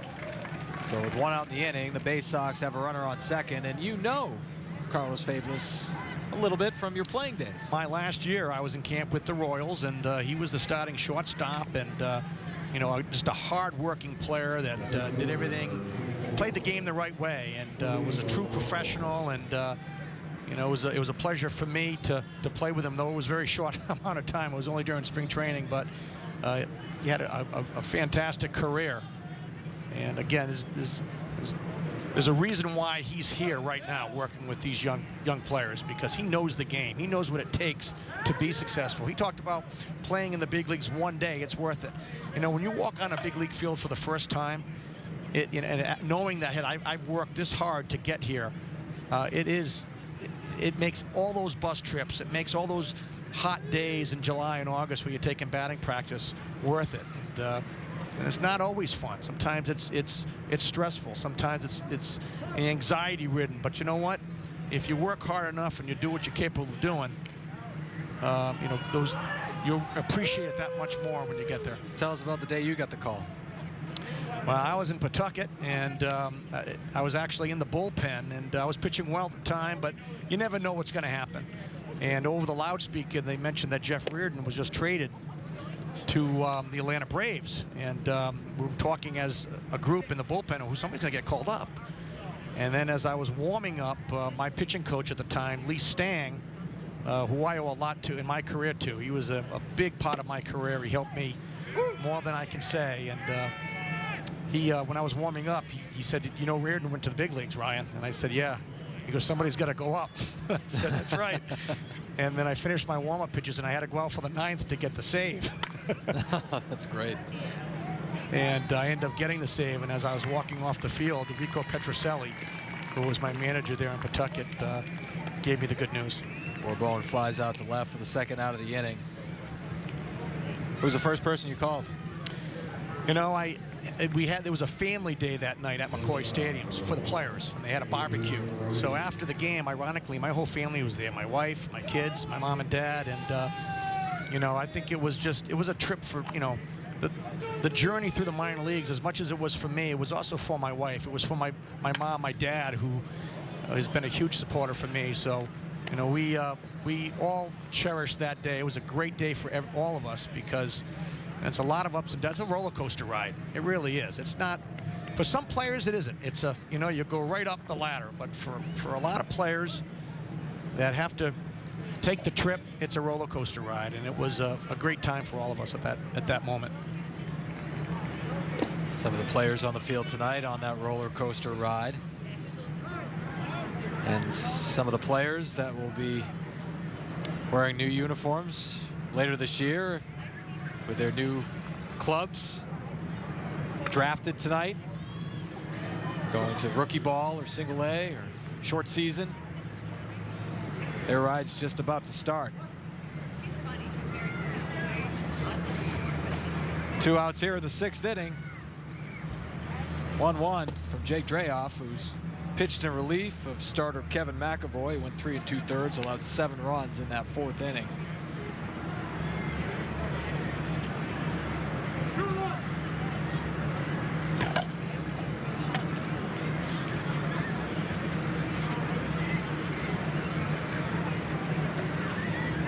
'37th pitch about to come from Drahoff out of the pen. The 2-1. This one is drilled into center field. That's a base hit. Benintendi's gonna throw, but it's late, and the Bay Sox add another. It's 8-1. That's their 3rd hit of the night for Adrian Marin. Singled back in the 4th, a triple back in the 5th inning, and he singles again here in the 6th. So he's having a night. Fastball middle in, and he continues to hit the ball well. As do the Bay Sox.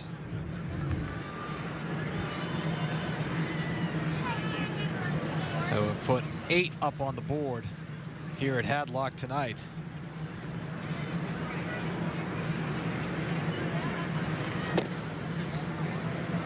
Now it's Garibez Rosa, who doubled off of Kevin McAvoy in the 4th inning as time is called. Bay Sox looking for their 5th straight win. Mentioned they were last year's Eastern League champions. Portland Sea Dogs, by the way, won the Eastern League title back in 2006, so the 10th year anniversary of that team. And you want to talk about some players in that time frame, you know, from about 04 to 07 range. You have John Lester, who was down there, Jonathan Papelbon, Dustin Pedroia, Jacoby Ellsbury. A lot of names that are household names today, for sure. A lot of those names up on the board. There's jerseys up there. Players that have made their way to the big leagues. Yep. And even Hanley Ramirez. Hanley here as a Marlin. Yep. Well, he was actually here as a member of the Red Sox organization back in 2004, and then got traded to the Marlins. Now he's back with the Boston Red Sox.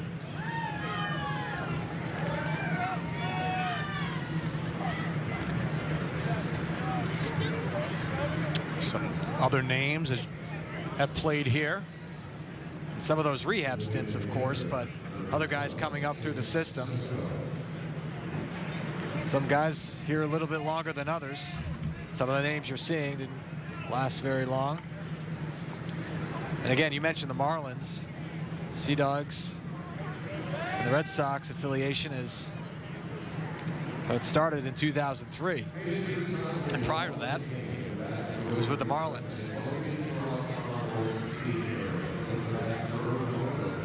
Pitching coach Kevin Walker here just trying to settle his pitcher down after the base on balls, and things not going the way Portland wants them. The Sea Dogs want them to go tonight, but from a pitching standpoint, you just got to refocus and get back to getting ahead in that count. For that first pitch fastball, so very important.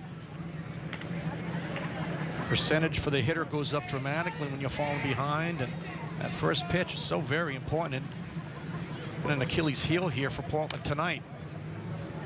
Drehoff gets ahead of the hitter Chase Cisco, who has a hit in this ball game. There's action, another left-hander in the Sea Dogs bullpen.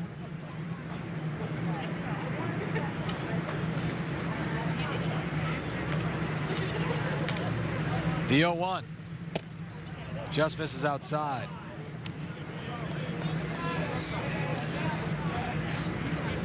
See the pitch clock in the background.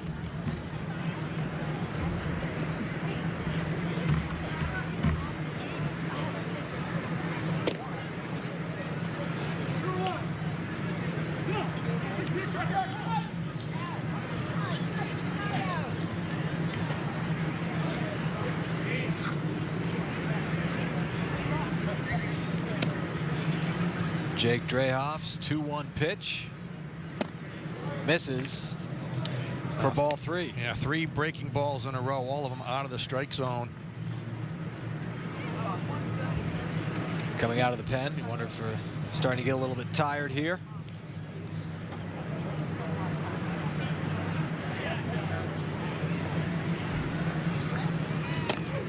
That's a strike on the outside corner, so Drehoff trying to fight his way back.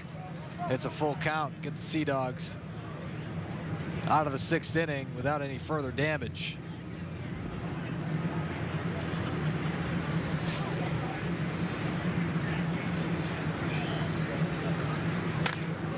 This one is fouled off to the third base side. That's out of play. So take a look at the Portland Sea Dogs Hall of Fame. A couple of faces you'll recognize. There's Hanley Ramirez, Josh Beckett, very young-looking Josh Beckett when he was with the Florida Marlins. Dustin Pedroia up in 2005. See Mark Kotsay up there. See Kevin Millar up there. Pretty cool to see those names, and not only cool for us, but for the players as well, who aspire to greater things. As Cisco goes up the middle, that's a base hit, and that's going to score another run. It's 9-1 Bowie. You got to give credit to Cisco right there. That was a really good at bat. He laid off all of those breaking balls away.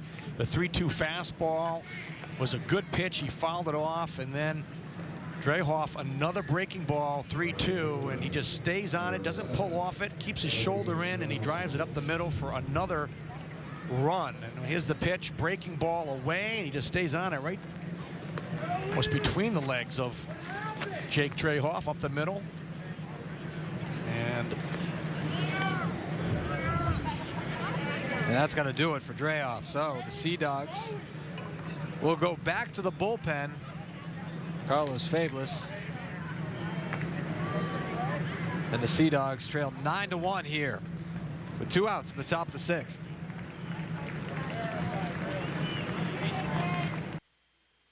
All right, here at Hadlock Field tonight, pregame festivities. Bill Buckner throwing out the first pitch and doing a great job at that. And then fans saying hello. He signed some autographs for some folks. Of course, he was at Fenway Park a couple of weeks back. They honored the 1986 team, and Wade Boggs, number 26, was retired as number 19 comes to the mound for the Portland Sea Dogs. It's William Jerez. Jerez making his 18th appearance on the season. An ERA of 3.52. Has pitched well, 30 2/3. Only 11 walks to go along with 25 strikeouts. So Jerez, with runners at the corners, will face Joey Turtoslavich, who's walked twice in this ball game.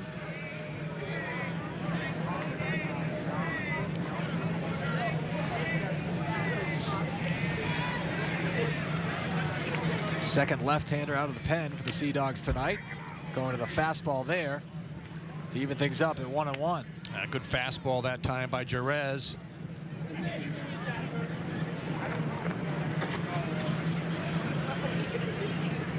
He was a second-round pick by the Sox back in 2011. Out of Grand Street Campus High School in New York.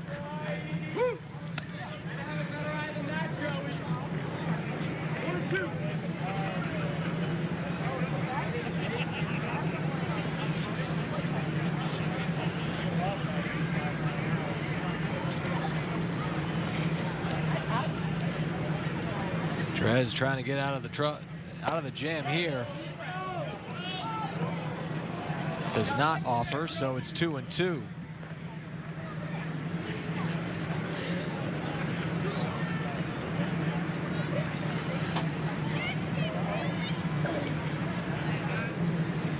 Kevin McAvoy, the starter, went 3 2/3, allowed 7 runs.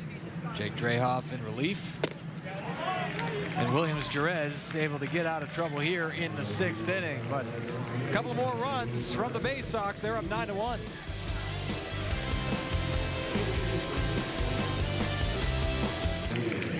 Tune in tonight after our coverage of minor league baseball on NESN for NESN Sports Today, presented by People's United Bank. Gary Streisky, Nicky Reyes will break down the Red Sox first-round draft pick in this year's draft. Plus, Matt Chatham with the latest news from Patriots minicamp. That's tonight on NESN Sports Today, right after our coverage of Sea Dogs Bay Sox from Hadlock Field in Portland, Maine. Adam Pellerin, former Red Sox pitcher. Ken Ryan with you.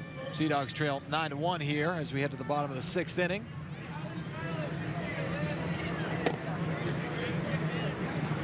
Su-Wei Lin up to bat. He's 0 for 2 on the night.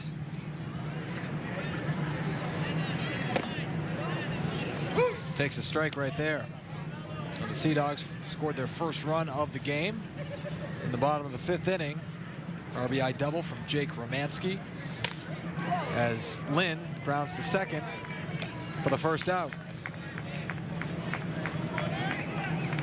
Barker continues. After last inning, ran into some trouble, but was able to pitch his way out of it. He gets an early out here, only a couple pitches, and keeping that pitch count down as he works here in the 6th inning.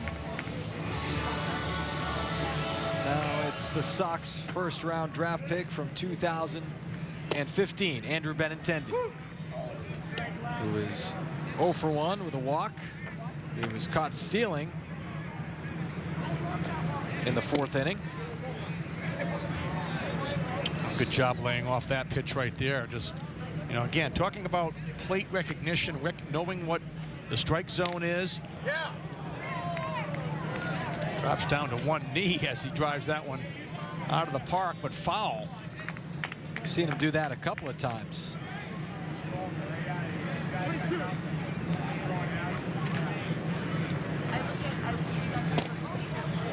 Close pitch right there, takes it for a ball. That was a good pitch right there by Barker, and might have been a little low.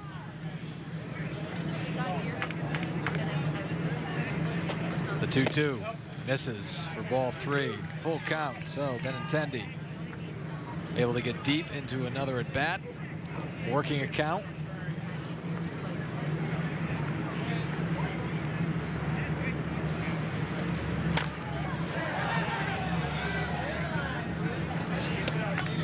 We talked about Benintendi being the 7th overall pick in last year's draft. The Red Sox drafting a pitcher in this year's draft, as Benintendi grounds this one to short. Second out of the inning. As I mentioned, Jason Groom selected by the Boston Red Sox with the 12th overall pick. He is a pitcher out of New Jersey, left-hander. Much more tonight on NESN Sports Today.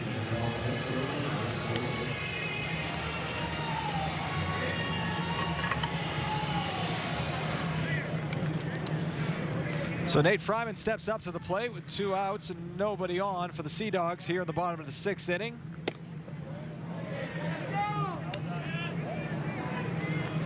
Fryman trying to hold up, but unable to do so. As Barker again, that first pitch fastball in there for a strike. 87 pitches on the night now for Brandon Barker.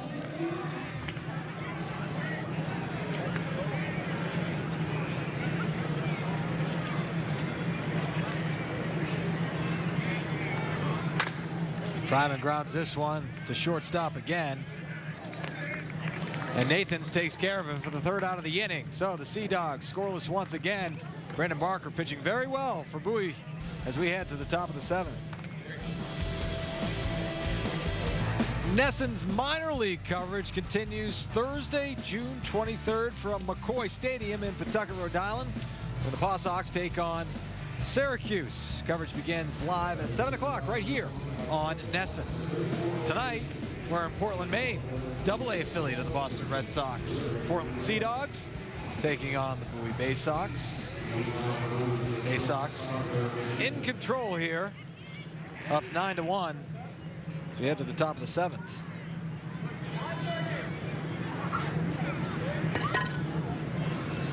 Williams Jerez on the mound. Second relief pitcher on the mound for the Sea Dogs tonight. Kevin McAvoy got the start. Jake Drehoff in relief, and then Jerez in relief of Drehoff. Jerez able to come in the 6th inning and get a strikeout to retire the side, and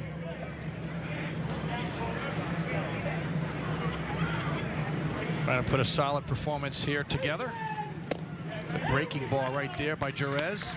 Tough pitch for a left-hander, no doubt. Yeah, he's definitely tough on lefties with that breaking ball, and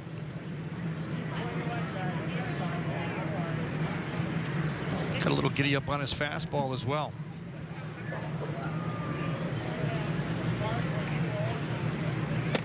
As we mentioned, second-round pick by the Red Sox in 2011.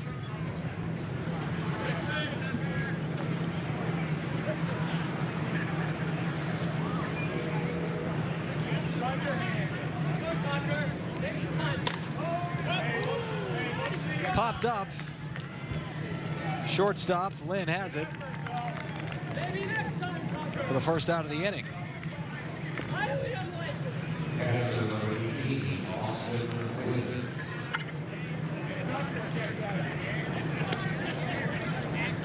That brings up Austin Wins, the catcher. Behind the plate for a very good outing from Brandon Barker. Yeah, he's done a great job behind the plate tonight. Really in communication, working very well with Barker and on the same page, and also had that big double that really got things going for Bowie back in the 4th inning. 7-run inning for the Bay Sox.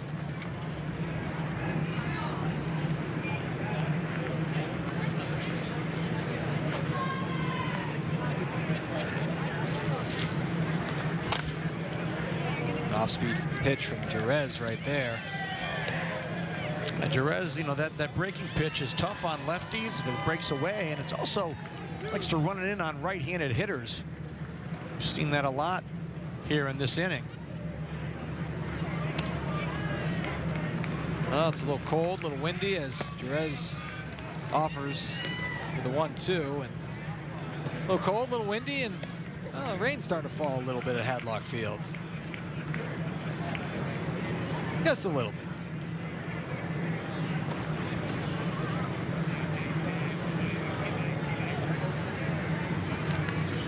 The 2-2 fouled away. Starting to get to that point, getting closer and closer to the point where you don't have to have, or you're not going to have many of these sort of cold nights anymore, which is nice. I like pitching in the cold. You know, Did you really? I did. Yeah. I mean, I shouldn't say I liked it, but I was able to adapt to it. Some players had, you know, I would sit in the bullpen and I would kind of move around. If I knew I was going to pitch, I'd stay loose. And nice play by Ryan Court. Second out of the inning. Nice play by Court as he had to come in and throw off balance and make the play. But yeah, I guess maybe being from New England, you know, a season ticket holder for the New England Patriots, a lot of those, you know, November, December tailgates, you know, you have to stay warm. But Sullivan Stadium. Sullivan Stadium back then, yeah. Schaefer Stadium. Oh, even predates Sullivan. Wow. That breaking pitch again, Jerez. That's a good, nifty slider that he throws right at the left-handed hitter as it breaks out over the plate.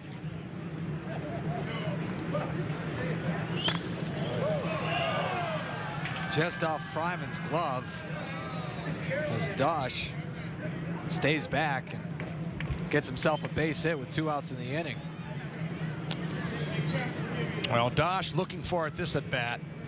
After that first pitch slider, he took it for a strike, and I think he just sat on it on this pitch, and he just unloads. Nice try by Fryman, the first baseman, but off his glove. And the 10th hit of the night for the Bowie Bay Sox, as they have brought their hitting sticks with them tonight.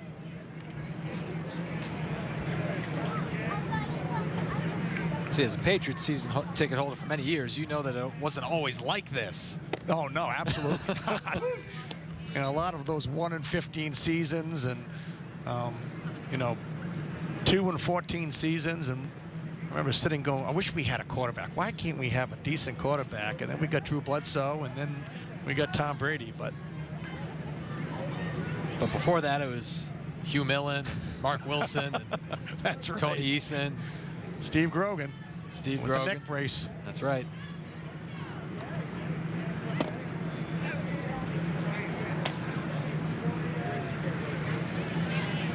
Hey kids, you got it stuck on the board! What?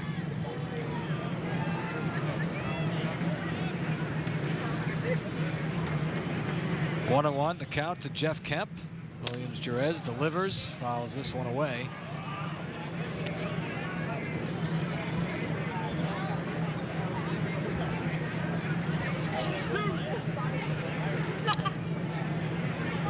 Fenway Park certainly looks a lot different from when you were playing as well.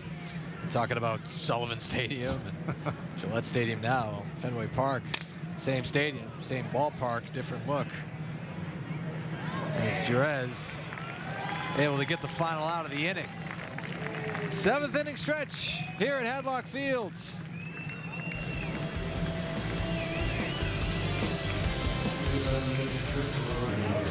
Have a son or daughter who wants to learn more about baseball or the Boston Red Sox? Visit NESNClubhouse.com. It has videos, games, and a whole lot more. It's fun, free, and easy to use. Visit NESNClubhouse.com today as we take a look at Slugger.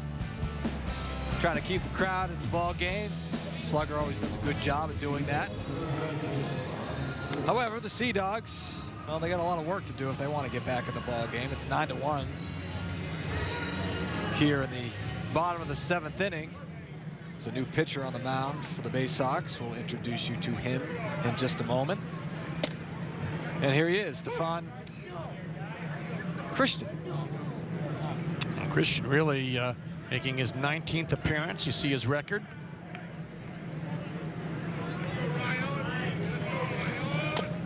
And I'll tell you what, a great job by Brandon Barker tonight. I mean, he brought his A game. He looked outstanding. 6 innings, just the 1 run allowed. Good command, really had a good fastball that really exploded throughout the game and really kept the Sea Dog hitters off balance and did his job as he allowed his offense to put up 9 runs.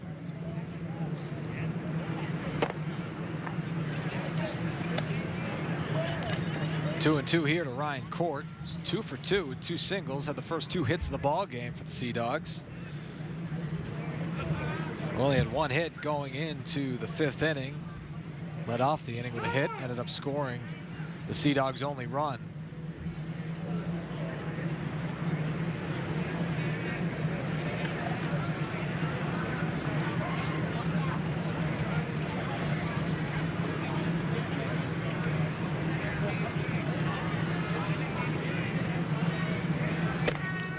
This is inside.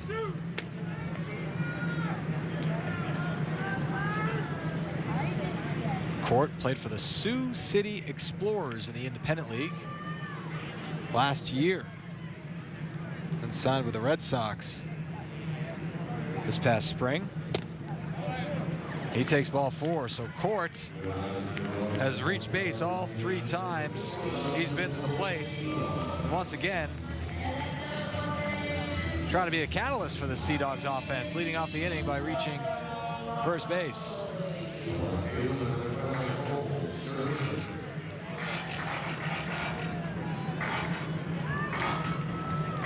Here's Sturgeon.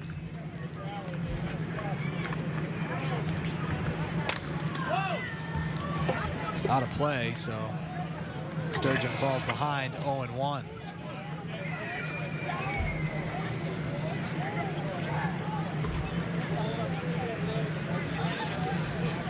Superman in attendance tonight. I think he was running around the bases earlier. He was flying around those bases. He was flying. He wasn't running.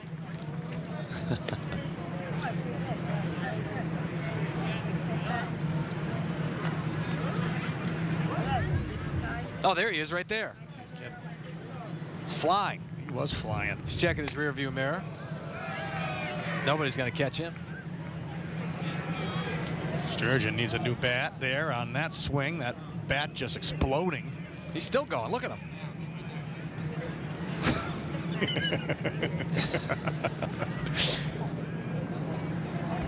Oh, yeah. Good agility. Excuse me, got to get through. Superman here. I just ripped this chair out and walk through. This chair's in my way.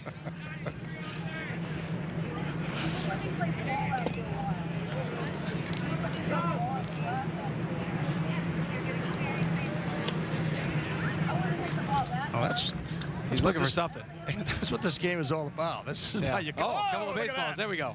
Yeah, all right, got to run again. He might be heading down to the bullpen. He might have to trade those in. They may need them. You know, they may need them. Could get another one.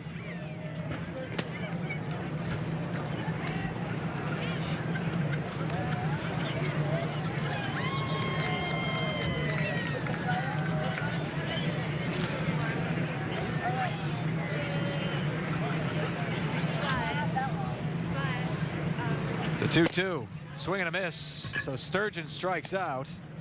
And there's one out here in the bottom of the 7th inning. First strikeout for the reliever, Christian. Christian, that was a good fastball right there. Down and away, a little sink as he picks up the strikeout. A couple foul balls, but this one just really located very well.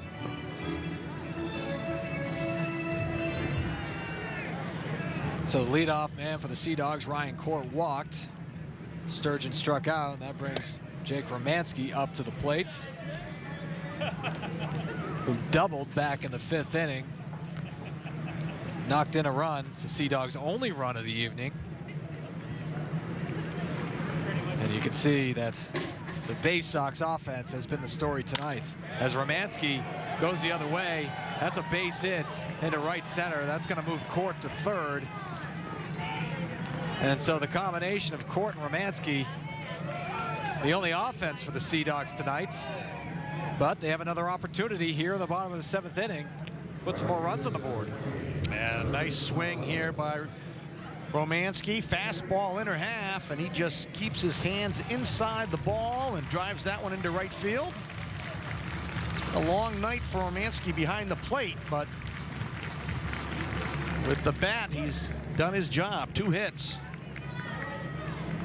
That brings up Anuri Tavares, who walked in his last at bat. He had an absolute rocket to right field that just went foul.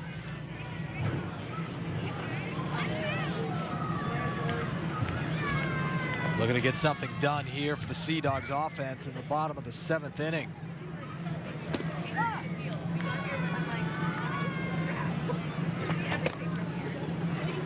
One and one. Ryan Court reached base 3 times. Jake Romanski, a double and a single, along with an RBI. And Anuri Tavares looking for his first hit of the night. Chops this one to the 3rd baseman. That's going to score a run, and Tavares is safe at first. So Sea Dogs get their 2nd run of the night, and everybody's safe. It's 9-2. Well, Tavares, good hustle down the line. As soon as he made contact with his speed, I thought he had a shot to beat this out, and he does. And He gets an RBI as well. Good hustle down the line, right through the bag, and he picks up a single and an RBI. So the infield hit gets the job done, brings home a run in the form of Ryan Court. And Jace Ray, the designated hitter, is up.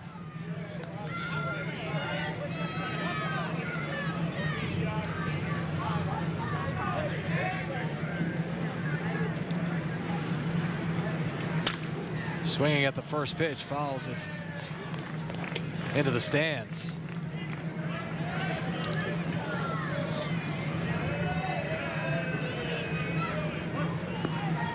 Bay Sox scored 7 runs in the 4th inning off starter Kevin McAvoy.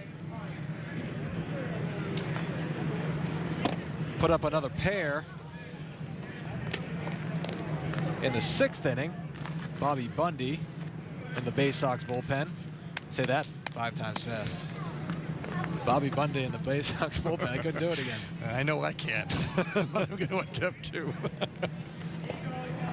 Really fooled on that breaking ball was Ray. Frustrated with himself.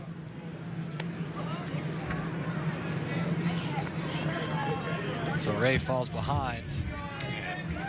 Take a look at it.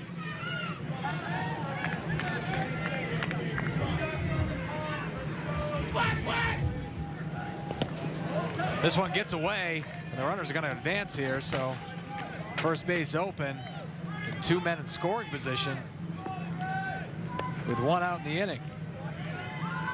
A chance here for the Sea Dogs to just do some damage and get their bats going, and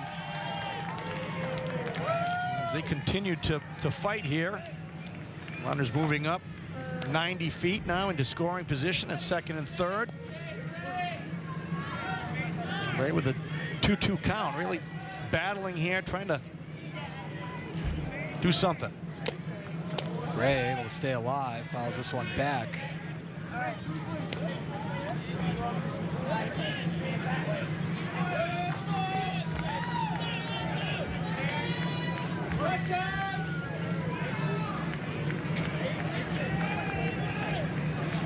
Stefan Christian in relief of starter Brandon Barker, who went 6 innings, allowed just 1 run. And Ray puts this into play. That scores another run, and it's 9-3.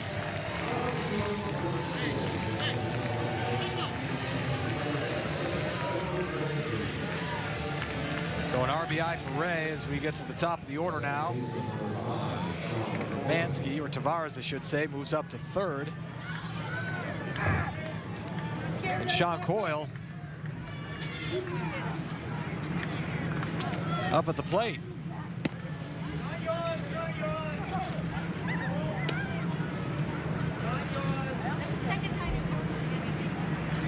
Coyle's 0 for 3.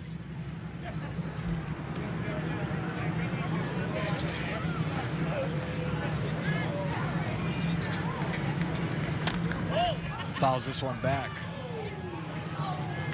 Coyle was a 3rd-round pick of the Red Sox back in 2010.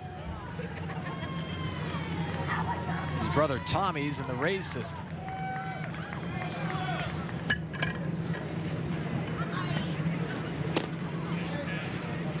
Takes a strike.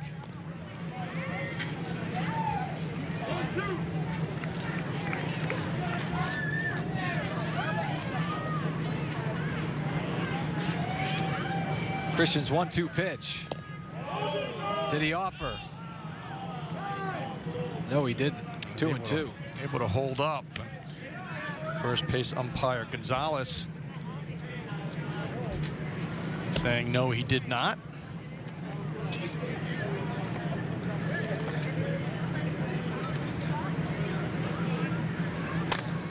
Coyle fouls another one away. Sea Dogs have scored 2 in the inning here. Getting a little bit of offense going against the Bay Sox bullpen. Tavares on 3rd. Coyle drives this one deep to center field, but not quite deep enough. Center fielder Bourbon is under it, and that retires the side. Sea Dogs get 2 runs. It's now 9-3 after 7. Well, hello, sports fans. Tonight, following the Sea Dogs game on NESN Sports Today, the Boston Globe's Alex Spear breaking down day 1 of the MLB draft. Plus, former Patriot Matt Chatham weighs in on Mike Williams' injury. That and more tonight on NESN Sports Today, brought to you by People's United Bank. See what know-how can do. Back at Hadlock Field, Sea Dogs trail 9-3 here in the top of the 8th inning. Of course, it is draft night, Major League Baseball. Boston Globe's Alex Spear in studio on NESN Sports Today. Red Sox with the 12th overall pick, selecting a high school pitcher out of New Jersey, left-hander Jason Groom. Much more on that tonight. Julio Bourbon fouls this one away.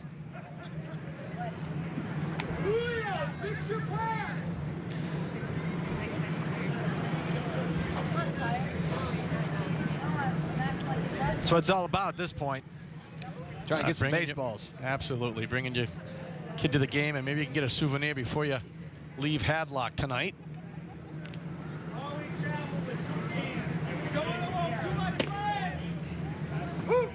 Williams Jerez doing a nice job in relief. 3rd pitcher of the night for the Sea Dogs, Kevin McAvoy, the start. Touched up for 7 runs. As Bourbon able to loft this one into left field, so leadoff man's aboard for the Bay Sox. Adrian Marin stepping up to the plate, and he's had quite a night for himself, Ken. Yeah, 3 hits.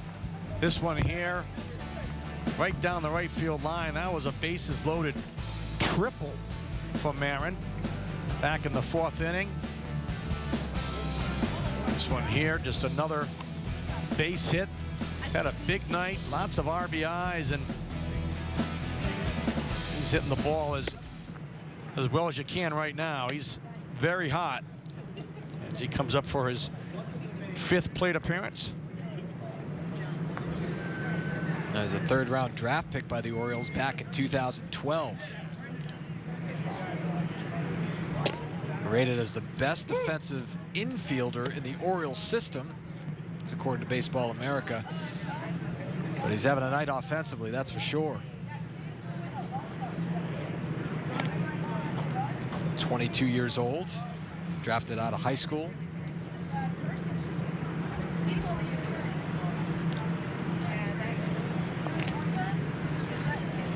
Yeah, this is a time in the game right here. Bowie has a 6-run lead. Jerez right now is going to concentrate on the hitter. That runner is not going to be going anywhere up 6 runs. Nice breaking pitch. Yep. Runner does not advance. So Bourbon remains at first. Jerez did a nice job getting out of the 6th inning with a strikeout.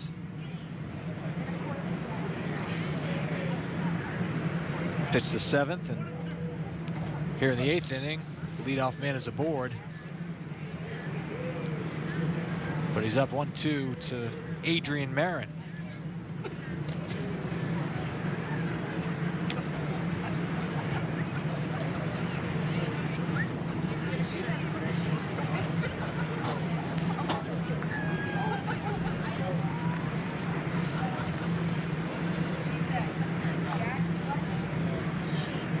The 1-2 pitch just misses inside. That's a good located fastball right there. Though you missed, but it's a good miss. You didn't miss out over the plate. You missed inside. I might set up a pitch away now, but sometimes you might miss, but it's a good pitch. The 2-2. Swing and a miss. So gets Marin, who's been a tough out tonight, that's for sure, for the first out of the inning. Goes to the breaking ball. The 2nd strikeout of the game for Jerez. On the breaking pitch, it's a slider, and he working inside on the right-handed hitter. That ball breaking in on his hands. Brings up Garibez Rosa, who doubled in the fourth.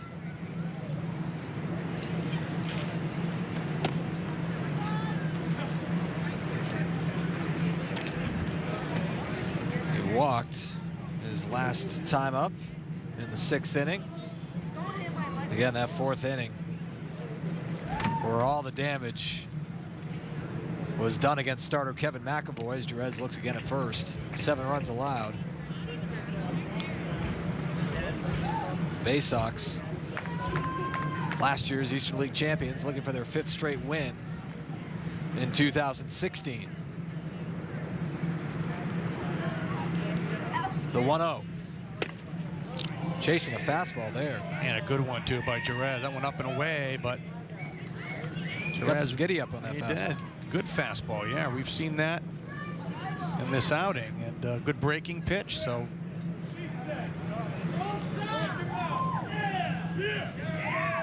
Opportunity here to have a good outing and build on this as he moves forward into the season. Challenge pitch right there. Going back to that fastball. It's 1-2. That was a pitch Rosa had a good swing on, fouling it straight back to the screen. This is probably when Jerez is going to go to that breaking pitch again.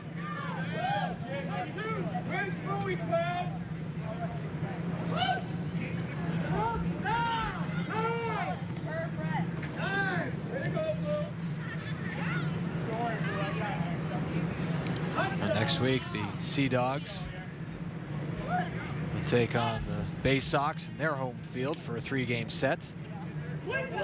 Final game of a 3-game set between these two teams here at Hadlock tonight.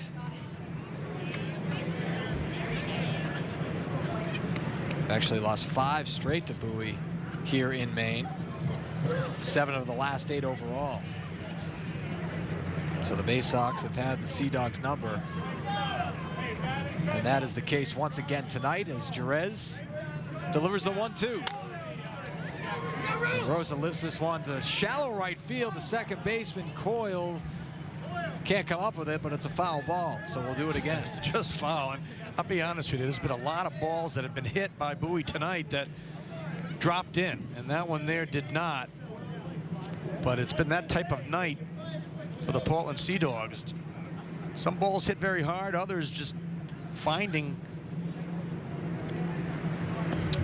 the fair territory. This one right down the right field line and just foul. Nice hustle there by Sean Coyle.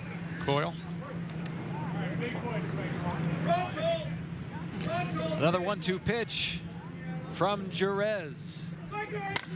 This one is driven into right field, or right center, I should say, and that's going to find room, and that's going to score a run as Bourbon comes all the way from first. It's a double for Garibez Rosa, his 2nd of the night, and it's now 10-3 Bay Sox. Rosa just gets that breaking ball. We talked about it. This one out over the plate. Wanted it inside, but that one hung out over the plate. Very hittable for Rosa as he one-hops the right center field wall and picks up a double and an RBI. The 10th run of the game for the Bowie Bay Sox. 12 hits on the night for Bowie. So Jerez gave up a leadoff single to Bourbon, struck out Marin, who has 3 hits on the night, including 4 RBI, and a bases loaded triple, and then allows the double to Garibez Rosa, and that brings us to the number 4 hitter, Chase Cisco, who has 2 hits on the night to go along with an RBI.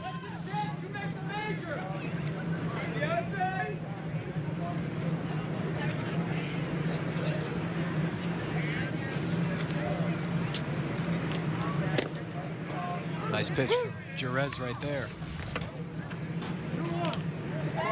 Nick Turley warming in the Sea Dogs bullpen. Yet another left-hander for the Sea Dogs. You had Jake Drahoff, Williams Jerez. Now Turley warming up. Kevin McAvoy, the Sea Dogs starter, right-hander.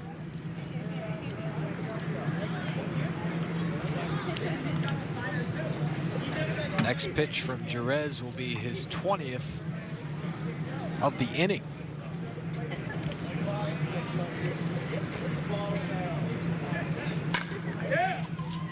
Ground ball to Coyle. He'll take care of it to retire Cisco. Juan Rosa moves up to third. But there's 2 outs.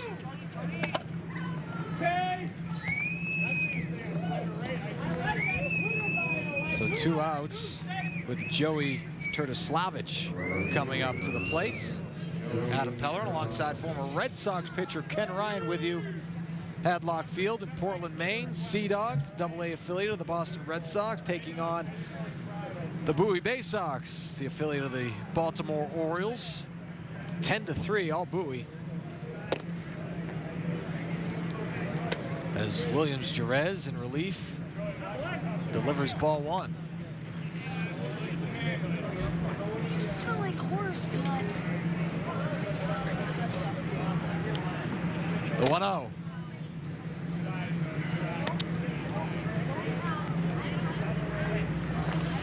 And for Jerez, that's pitch number 43, so you wonder maybe he's getting a little tired out there now and having to battle through some fatigue. We saw that with Jake Drahoff, who got into this territory as well. You have to think it's most likely the last inning for Williams Jerez. If he can get out of this inning, he gets a strike right there, so it's 3-1. 3-1, excuse me.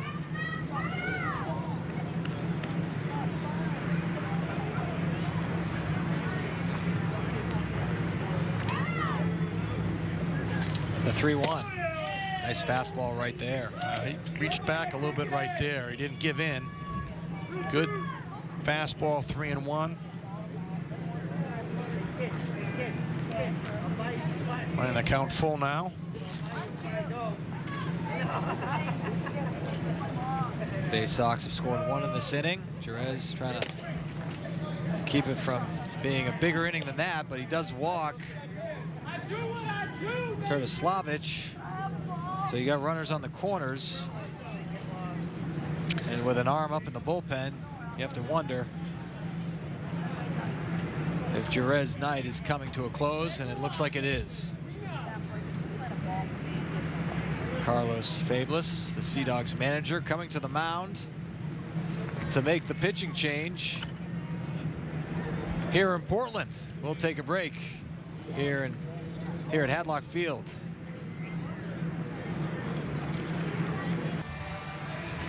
On Saturday, June 11th, the Sea Dogs will honor the 30th anniversary of the movie Top Gun with Top Gun Night at the ballpark. The team will wear specially designed Top Gun flight suit jerseys that will be auctioned off to benefit appease greeters. For tickets and more information, visit seadogs.com. Look at those. I like those.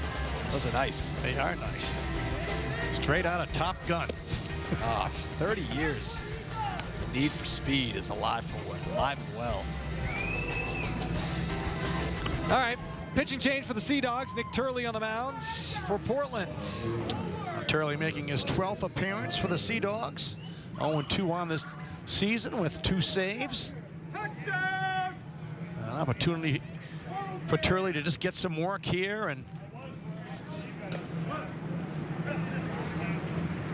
another left-handed arm out of the bullpen for the Sea Dogs, the 3rd of the night. Oh, nice breaking ball there from Turley to start things off. Yeah, big curveball, 12-6. And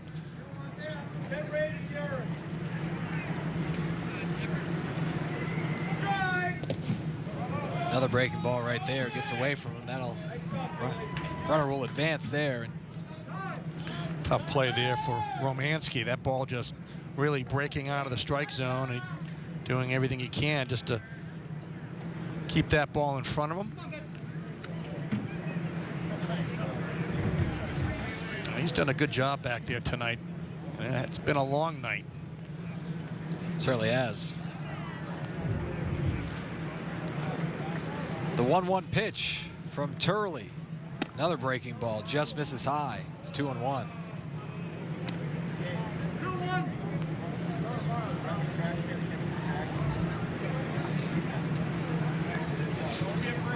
If I wasn't working this weekend, I would head up for Top Gun night. That sounds like a good time. The 2-1.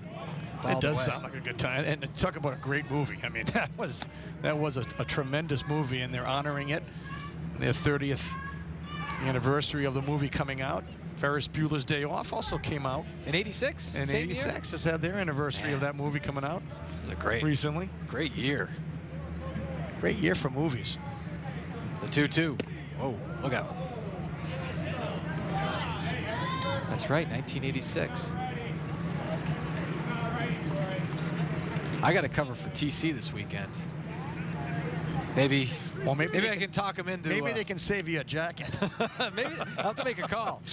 See if I can get in touch with Chris Cameron. You need that Top general Gun manager hat too. Remember that Top Gun hat that said Top Gun? That's right. I had one. Had one of those. Oh, I had one. As Turley misses, so that's ball 4.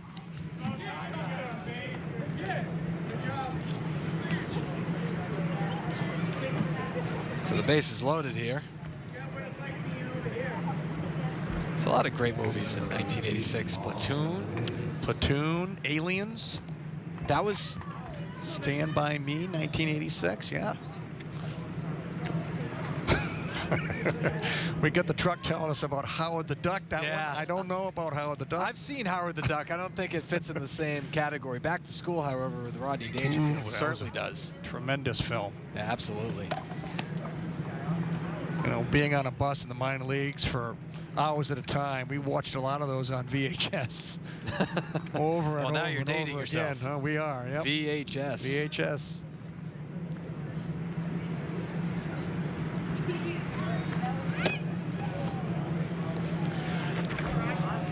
Wondering if I should keep rattling off all these movies. We're getting them from the truck right now. Wildcats, that fits in the category. Goldie Hawn, great football movie. One Crazy Summer, all right, I got to get that in there. All right, visit to the mound here.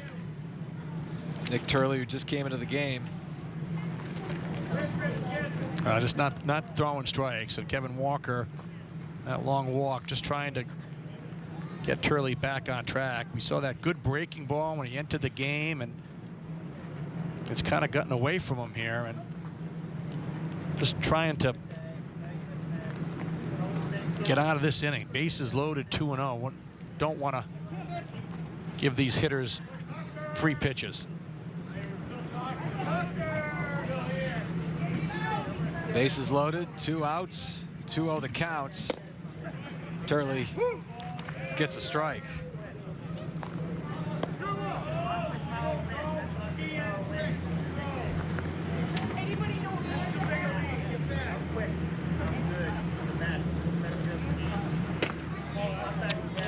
Good pitch right there. That one just missed.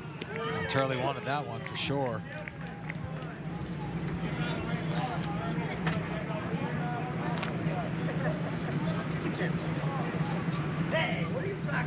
The 3-1. This one is driven to left field. Sturgeon has to jump up and get it, but he gets the outs. So the Sea Dogs avoid any further damage. After 7.5, it's 10-3.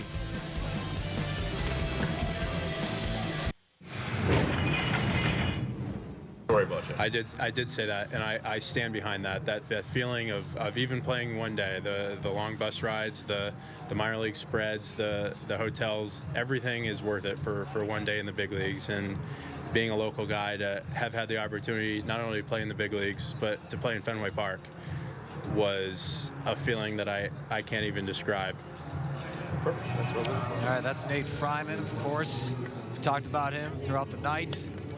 Signed with the Red Sox organization in May. He's a Wellesley High grad. played baseball at Duke and 116 games at the big league level. Now trying to work his way back to the bigs, playing for the Portland Sea Dogs at the AA level. And the new pitcher out of the bullpen for the Bowie Bay Sox is Bobby Bundy. Bobby Bundy making his 16th appearance.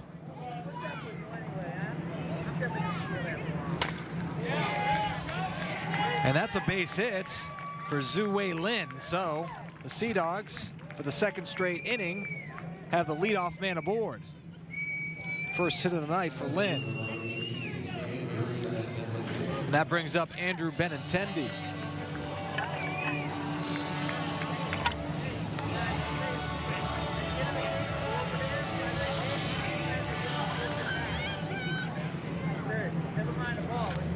Benintendi is 0 for 2 with a walk. Caught stealing. Been talking about him a lot tonight. 7th overall pick out of Arkansas, selected by the Boston Red Sox last year. Promoted to AA Portland from Salem back on May 16th. Average dipping under 200.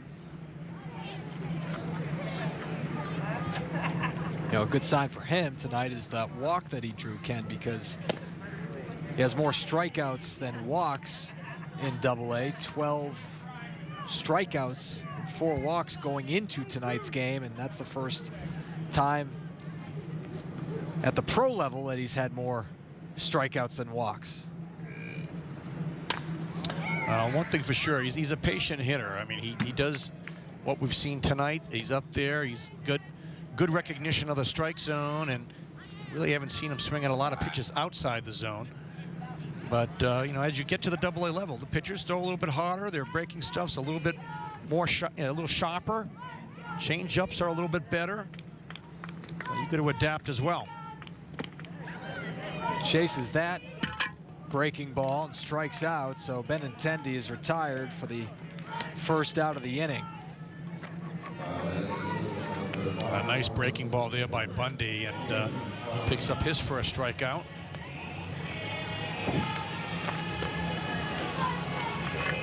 So that's going to bring up Nate Fryman, who's had a hit in 15 of 16 games played here in Portland at Hadlock Field coming into tonight. However, he is 0 for 3 on the night.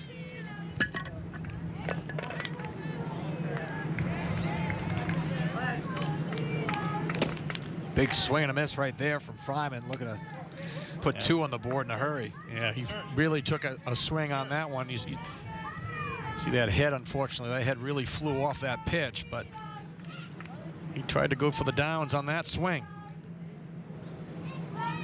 The 1-1 from Bundy. High and tight, 2-1. Fryman was also a pitcher at Wellesley High.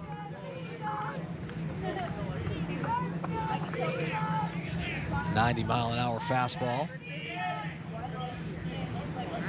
That was a first baseman as he swings and misses right there. First baseman at Duke. More home runs than anybody in school history at Duke. Second highest batting average in school history as well. The 2-2. Reaches out and fouls it away. A nice job right there. That's a good pitch by Bundy. Slider, outer half, and Fryman able just to get a piece of it to stay alive. Watch this breaking pitch here just take off on the outer half of the plate. Nice job there, spoiling it. And a nice job there to take that pitch and work it full now. So the Sea Dogs looking for base runners. Sitting on a 3-2 pitch here. With Lynn on first. Doesn't chase, and he walks for ball 4. So Fryman's aboard. Men on first and second now for the Sea Dogs here in the bottom of the 8th inning.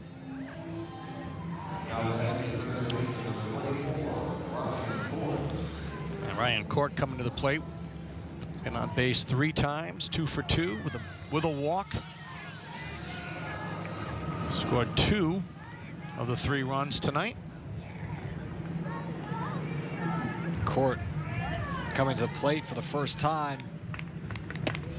with runners on tonight. Hoping to carry over his success earlier in the game with runners aboard.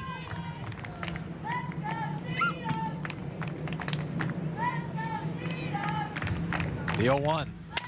Court swings and sends it to center. That's going to fall for another base hit for Ryan Court. Lynn is going to score, and it's 10-4 here in Portland. Court with his 3rd hit of the night. And off the end of the bat, not hit very hard, but placed perfectly into center field. You see that ball not hit very hard? Center fielder comes in. Looks like he's going to make the play, but unable to do so. Gets the RBI. Action here for the Sea Dogs as put some quality at bats together here late in the game. Cole Sturgeon now takes a strike. Adam Pellerin, former Red Sox pitcher Ken Ryan with you here at Hadlock Field. Portland Sea Dogs hosting the Bowie Bay Sox. Minor League Baseball right here on NESN. Sea Dogs trail 10-4. Kevin McAvoy, the starter for Portland, went 3 2/3, allowed 7 runs, all coming in the 4th inning. The Sea Dogs offense trying to get something going here in the bottom of the 8th inning with 1 aboard. With 2 aboard, I should say. Sturgeon grounds this one into the outfield for a base hit. Fryman is going to hold up at 3rd base. So the base is loaded here with 1 out.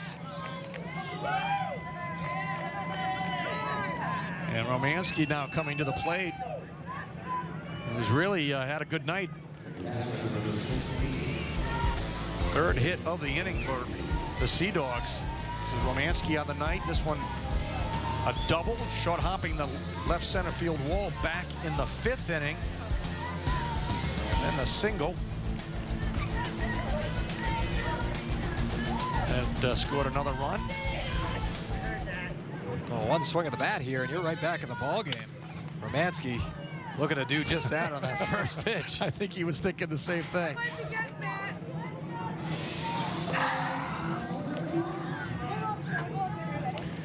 Raising that batting average now, .317 on the season.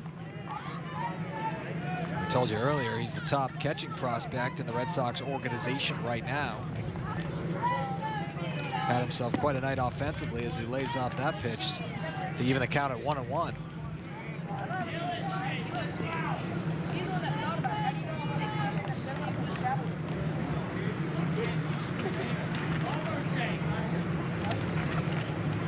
The 1-1. Romanski drives this into right field, and that's a nice catch right there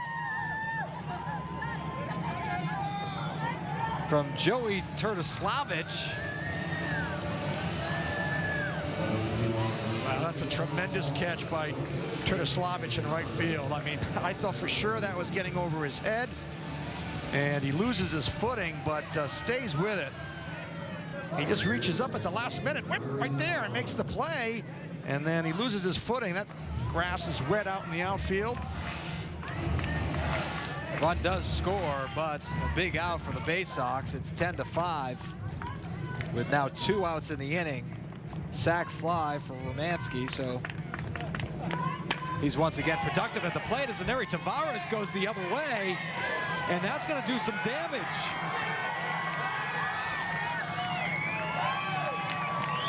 So Tavares with a big double to play more runs for the Sea Dogs here in the bottom of the 8th inning. 7th double of the season for Tavares, and he just goes the other way. And fastball, middle away, and he doesn't try to pull it, just stays with it. And that will score another run. 10-6 now. So the Sea Dogs offense coming alive here in the latter innings. They scored 2 in the 7th. And 2 more here. Or 3 more, I should say, here in the 8th inning. That's the second hit of the night for Tavares. Good job of hitting tonight for him. As Bowie starts to get their bullpen ready in a hurry here as a trip to the mound by Alan Mills.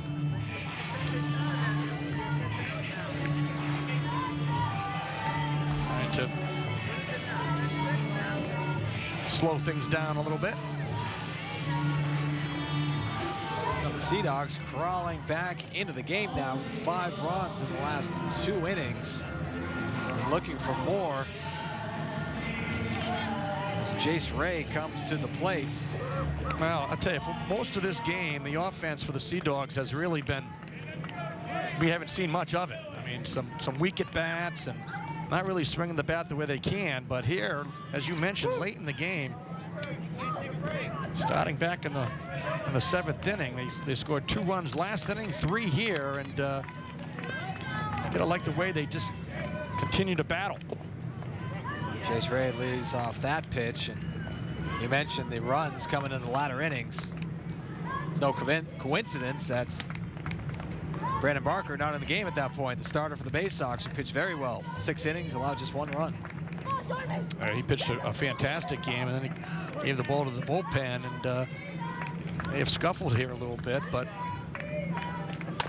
Ray swings here, and that's going to get the Bay Sox out of the inning. But 3 runs come across the plate, and the Sea Dogs inch a little bit closer. It's now 10-6 as we head to the 9th inning at Hadlock Field.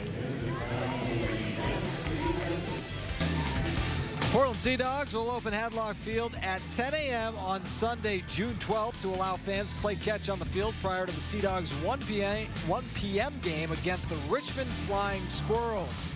The first 500 participants will receive a Sea Dogs logo baseball. It's also Halloween at Hadlock, so all fans are encouraged to wear costumes to the game. Visit seadogs.com for more information. Richmond Flying Squirrels. It's a great name. I love that. Dressed as a flying squirrel.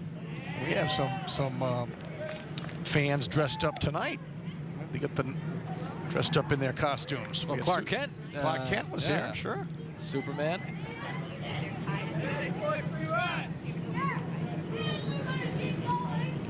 That's a great name, Flying Squirrels. It's interesting, that's for sure.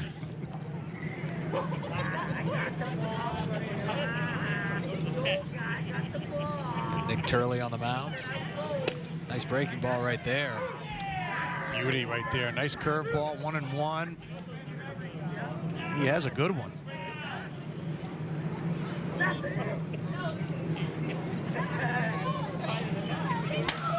There's Dosh. Grounds this one to short. Lynn has it for the first out of the inning.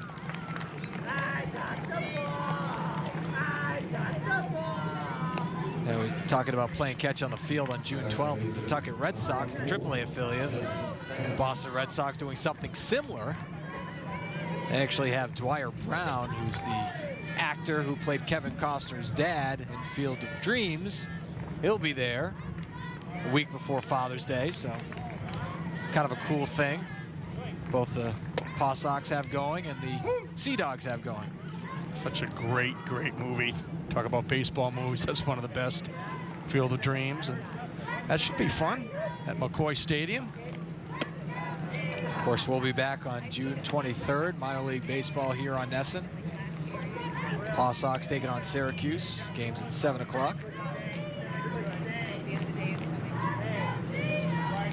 First things first, though. Portland Sea Dogs. We're down 7-0 after a 7-run 4th inning by the Bay Sox. Bay Sox then went up 9-1. But the Sea Dogs sticking with it have made it a 10-6 game here in the 9th inning as Turley Picks up a strikeout on the fastball. So we've seen the breaking pitch from Turley, but he can elevate with that fastball as well, Ken. Yeah, and he just gets a strikeout right here on a fastball up and in, and he just blows Kemp away. Nice pitch by Nick Turley, elevating the fastball, inner half, and a good located pitch. And Turley, you know, he had the bases loaded last inning after a couple of walks, was able to pitch out of it, and has looked very sharp here in the 9th. Top of the order now here for the Bay Sox, so Turley love to get Bourbon here and not get too far down the order, which has done a great deal of damage tonight. Falls behind 2-0. That's when that focus comes in. You get those 2 outs like that, and you really got to think first pitch fastball strike and step back for a minute, deep breath, and attack the strike zone. The 2-0 from Turley. Called strike with the fastball, 2-1.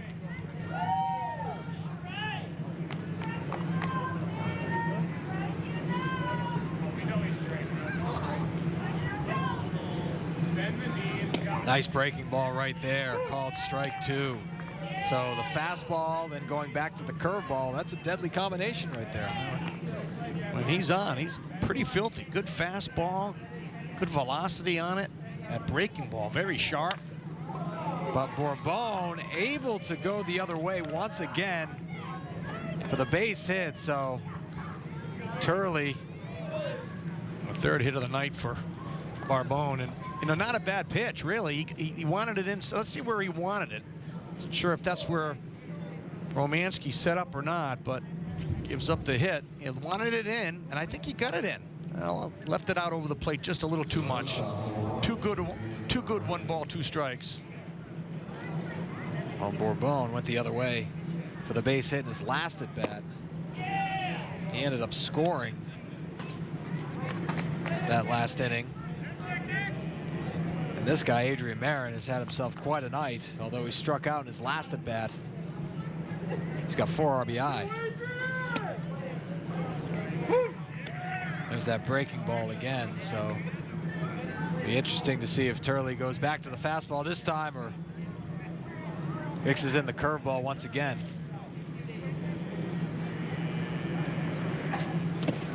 There it is.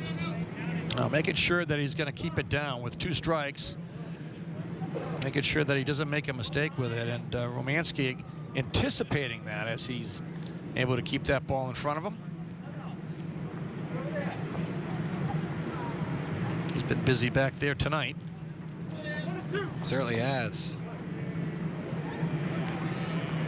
Been good at the plate though for the Sea Dogs tonight. Throw him from his knees. Romanski almost gets the runner, Bourbon, who took off. So he gets in the scoring position with 2 outs. Been a long night for Romanski, but still finds enough power to throw the ball to second from his knees. A good pitch to go on, the breaking ball. And Romanski had to really wait for that ball to get to him before he could make the release to second base. Did all he could with that. Just misses on the outside corner. Turley wanted it, but it's 3-2. Well, why this game is gone here the last couple innings for Portland. I mean, scored 5 runs in the last 2 innings.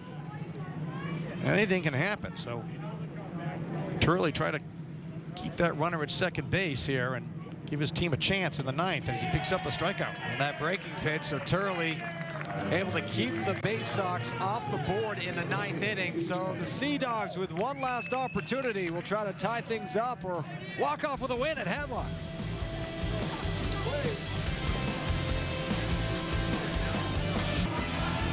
Tonight, after our coverage of minor league baseball here on NESN, tune into NESN Sports Today, presented by People's United Bank. Gary Streisky, Nicky Reyes will break down the Red Sox first-round pick in this year's draft. Plus, Matt Chatham with the latest news from Patriots minicamp. That's tonight on NESN Sports Today, immediately following the game.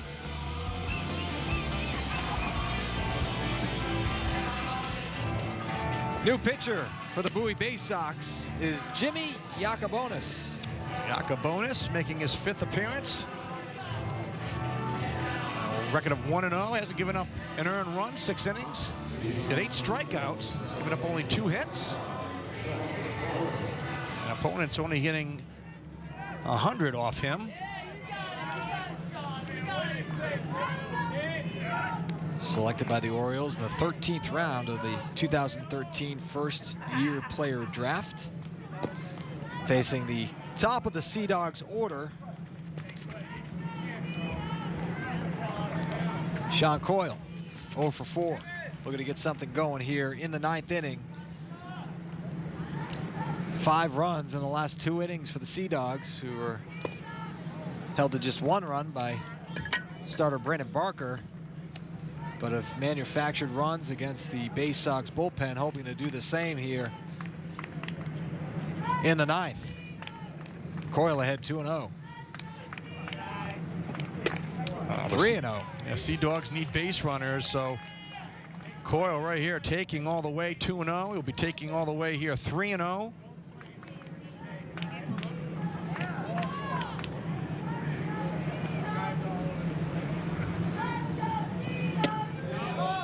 Strike called. Coyle took a couple of steps. He'll have to take a couple of steps back to the box. It's 3-1.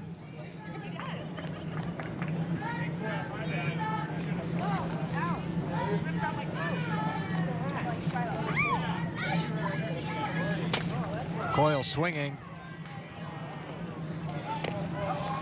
First out of the inning. So Coyle's retired. And Zui Len will come up to the plate. He singled in the 8th and scored. Jimmy Yacobonis there in the 9th inning for the Bay Sox. As you look at Wayland's night.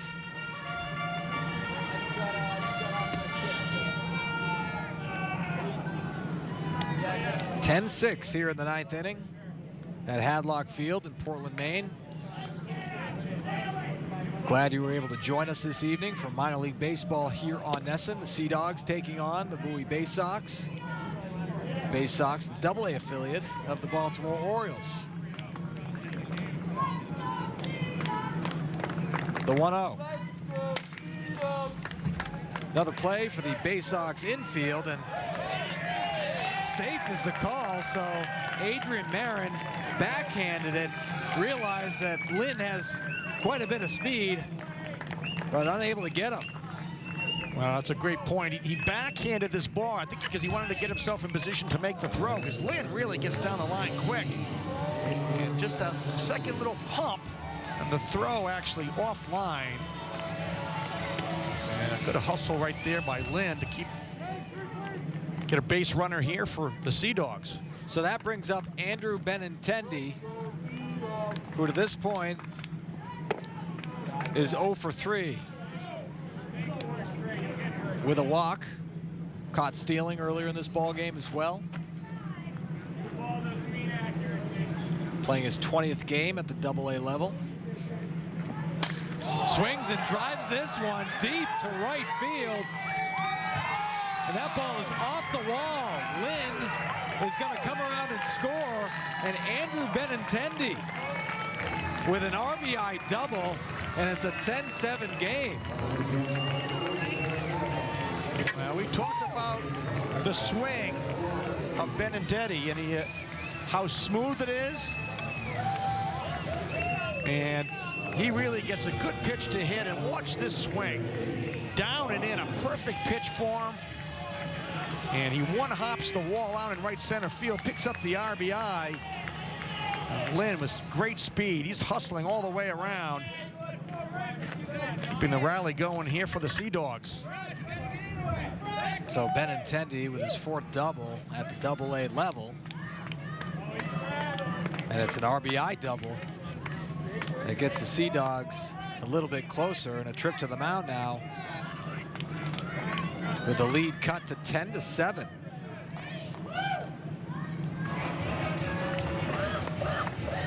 It's a 3-run game. You think back in the 4th inning, that big inning by Bowie where they scored 7 runs. It was 9-1 at one point. But the Sea Dogs Never say die. Working, getting runners on base, getting some hits.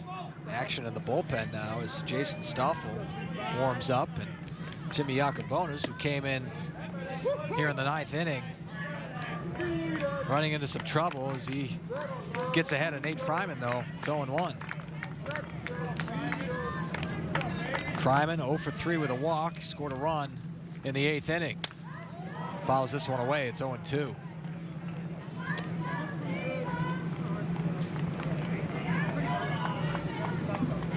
Six runs scored now since the 7th inning for the Sea Dogs. The offense has found it against this Bay Sox bullpen. The 0-2 misses, 1-2.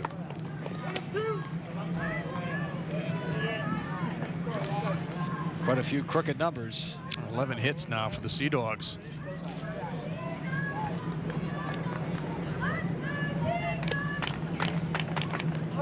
The 1-2. Fryman gets this one up the middle, and he's going to have an infield single. So Benintendi moves up to third, and just like that, the tying run is coming to the plate for the Portland Sea Dogs. Great job by the Sea Dogs here, just to get back in this game and give themselves even a chance. I mean, they've really put some good at-bats together. That bat broken on that swing. But right up the middle, runners at the corners, and as you mentioned, tying run now coming to the plate, but not before a pitching change. So the Bay Sox have to go to their bullpen as Jimmy Yacobonis' night is over. But the Sea Dogs still alive here at Hadlock Field, looking to complete the comeback here in the 9th inning, down 10-7.